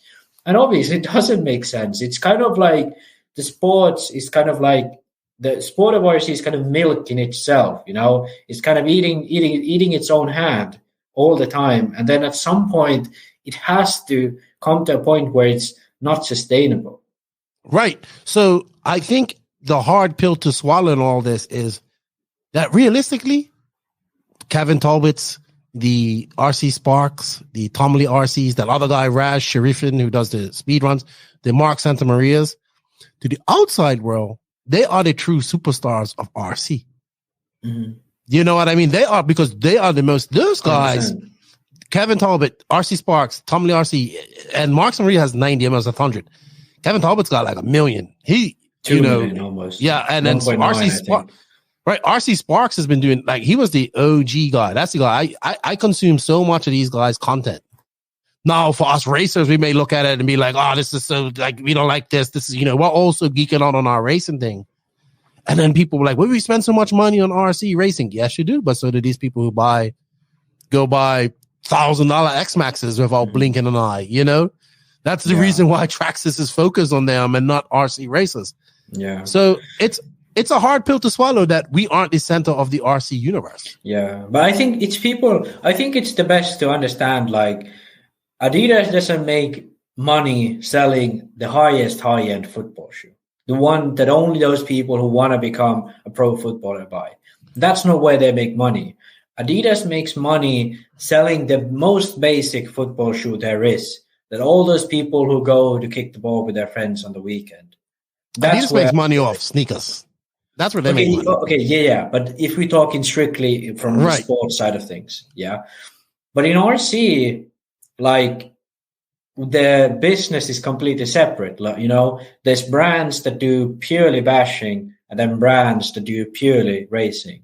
So there is no point. There's like no structure that's going to make the racing scene like benefit from the bashing scene. Like, and to be honest, with the current structure of the market and the way the business in RC racing works, there's no point for someone like Traxxas to come in, you know? No. But it kind of, if RC was a sport that made racing RC cars look cool, that would actually be worth something, you know? Like, it's not a coincidence Traxxas markets at, you know, full-scale short courses. You know, they have their own team. You know, they used to have what you call those, the Monster Jam. They used to sponsor a car there. So, like, that's because they have some exposure, some audience. You know, yes, some may argue RC is never going to have that. But, like, the way the business is structured right now, it's not going to be sustainable. It's kind of like, I agree with you. We've been over this. We have a cap. We've been over this a lot, and I just wanted because I think some of the racers gave him a hard time. Like, I think they thought he was saying not to be competitive, and it's not. He didn't say that. He didn't say that. He just said that these races, you can take more from it than just your results. And I think I don't think that hurt people. I think the realization to realize that, hey, RC racing isn't the center of the RC universe. It just isn't. And then we can blow that even out of the world. Like, we didn't even want to start talking about the aviation side of things and all that stuff. So, we might have these superstars. Now, we do have superstars within our industry, like the pro drivers. They are our superstar, and they are the closest things we have to professional athletes out of any of the RC genres. You know what I mean? So they are, they're not athletes. I use athletes in a quote unquote, because they're not out there physically doing it, but they are the superstars or super athletes of our sport, because people will say it's not a sport, but at that level, it's a sport, in my opinion. Yeah. And I don't think, like, obviously it's still not, you know, these guys don't train like professional athletes would train. But I think the level of drivers we have now, like the top of RC, they are at a very high level, you know, as like professionals. But the thing is, like, it stops really soon. You know, there's maybe, like, let's say 30 guys in the world who make their money based on just their skill, you know, not marketing, not all that, just their skill. Yeah, we lost you. But I would say, you know what? I say this all the time. I use Ronnefalk for an example. I say Ronnefalk, if he had chosen golf, he would have been a professional golfer. You know, because he has the attitude so these guys do have something that the other people don't have. Yeah, I think that's definitely that's like it's quite evident when lots of these guys if they like, for example, Kobevic is a great example of like he's very good at football. Like he has been in the best like youth teams in Norway and all that. But he's also very, very talented in RC. So it's not like these people are just like happen to be good in RC. People are talented because they're talented. And I think the top end will always be the top end. But then how deep the field is, that's the question here. It's very shallow. Yes. And it drops off fast. You say 30. I'm not even there. I'm less than 30. I think. But I mean, if you take all classes, like you take everyone in touring, everyone in like nitro on road, everyone in like you get 30 on the list. I think I would say so. Yeah, I would think so. I think just to like circle back to the Santa Maria video on my part, I think he was exactly right. Like I worked at a hobby shop for a summer, and I knew the bashing side was big. I mean, I knew this hobby shop, what they sold probably like 80%, 90% was like RTR stuff. But when I was there and people walked in, like I'd sell 3 to 5, RTRs, like not like the cheapest RTRs, like Armor Granites, those like good, like not like cheap, like €400 RTRs. I'd sell easily 3 to 5 a day, Then once in a while, someone would come in. Like I'd probably sell like Armor Kraden once a week, So it's like you time that by 52, and I believe like the units that a big hobby shop in like a semi-big area, they could easily sell like 1,000, €300 RTRs. Try asking like some big brand like Associated TLI if they ever sold 1,000, B3.6s or what you call B6.3s a year.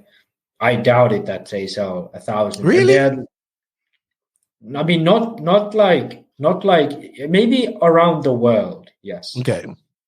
But if you think like America on its own, and we're talking here one hobby shop. This is not like even a full country. It's just one hobby shop. Yeah. All I know is, like my buddy Jimmy says, a nitro is the glory, but tracks pays the bills.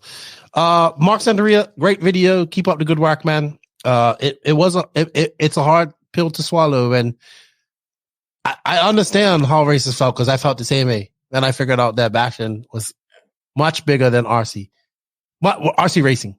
So, but it's so much.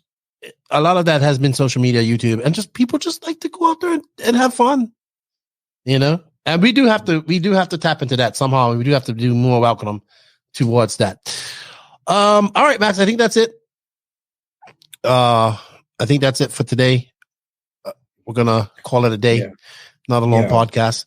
Thank you for your time, good buddy. Thank you, Will, for your time. Thank you to all of the patrons. Sorry, all of the NNRC squad around the world. We greatly appreciate your support. Don't forget to hit that sub, notification, like or dislike button. Leave a comment and share if you can, as well as follow our socials, Instagram. I want to get that back up after I lost it. If you haven't liked us on Facebook, that's where our main thing is. Check us out at the NNRC No Name RC Podcast on Facebook. We also have a TikTok. And of course, we want to grow this YouTube channel. If you're listening to us on an audio platform, please leave a review. That helps us out a lot as well. And we appreciate that. Max, not Max. Patrons of the NNRC and YouTube members, thank you for your extra support. If you guys like what we're doing and want to get some extra perks of the Patreon and YouTube membership, or just want to support us, you can. The links for that are in the written description of this podcast. And thank you to these awesome companies for all their continued support. They are Invisible Speed, Hitec RC, Mayako, Sun Pedal USA, TNR Fuels, Techno RC, Beach RC, Clinic RC. Shout out to Tony and Vicky Newland. Lugs Racing Tires, Ignite Design RC. Get those gas truck conversions, guys. Remember, we have a a link. Save 10% on that. Racecraft USA, you can save 10% on that as well. Call RC 10%. RCGP, House of RC, Round of Hook Racing, JTP RC. Good luck once again to Robert Badier and everybody at the Montpellier GP, which you will be able to see on RC Mag. I will be posting all the links for that on the NNRC Facebook and Patreon and in the Discord. Max, I think that's it. We're out. Thank you. You can't salute us, but thank you and Will for your time. I'll see you next week, dude. Professor Max. See you guys next week. I will be very pleased to answer all your questions. And there you go. Give my eloquent answers. Eloquent answers. Eloquent. All right, Max. I will see you later. Enjoy Montpellier JB. If you watch it, I know I will. Thank you for your time. Good buddy. Talk to you later. Lefty and Max. We're out.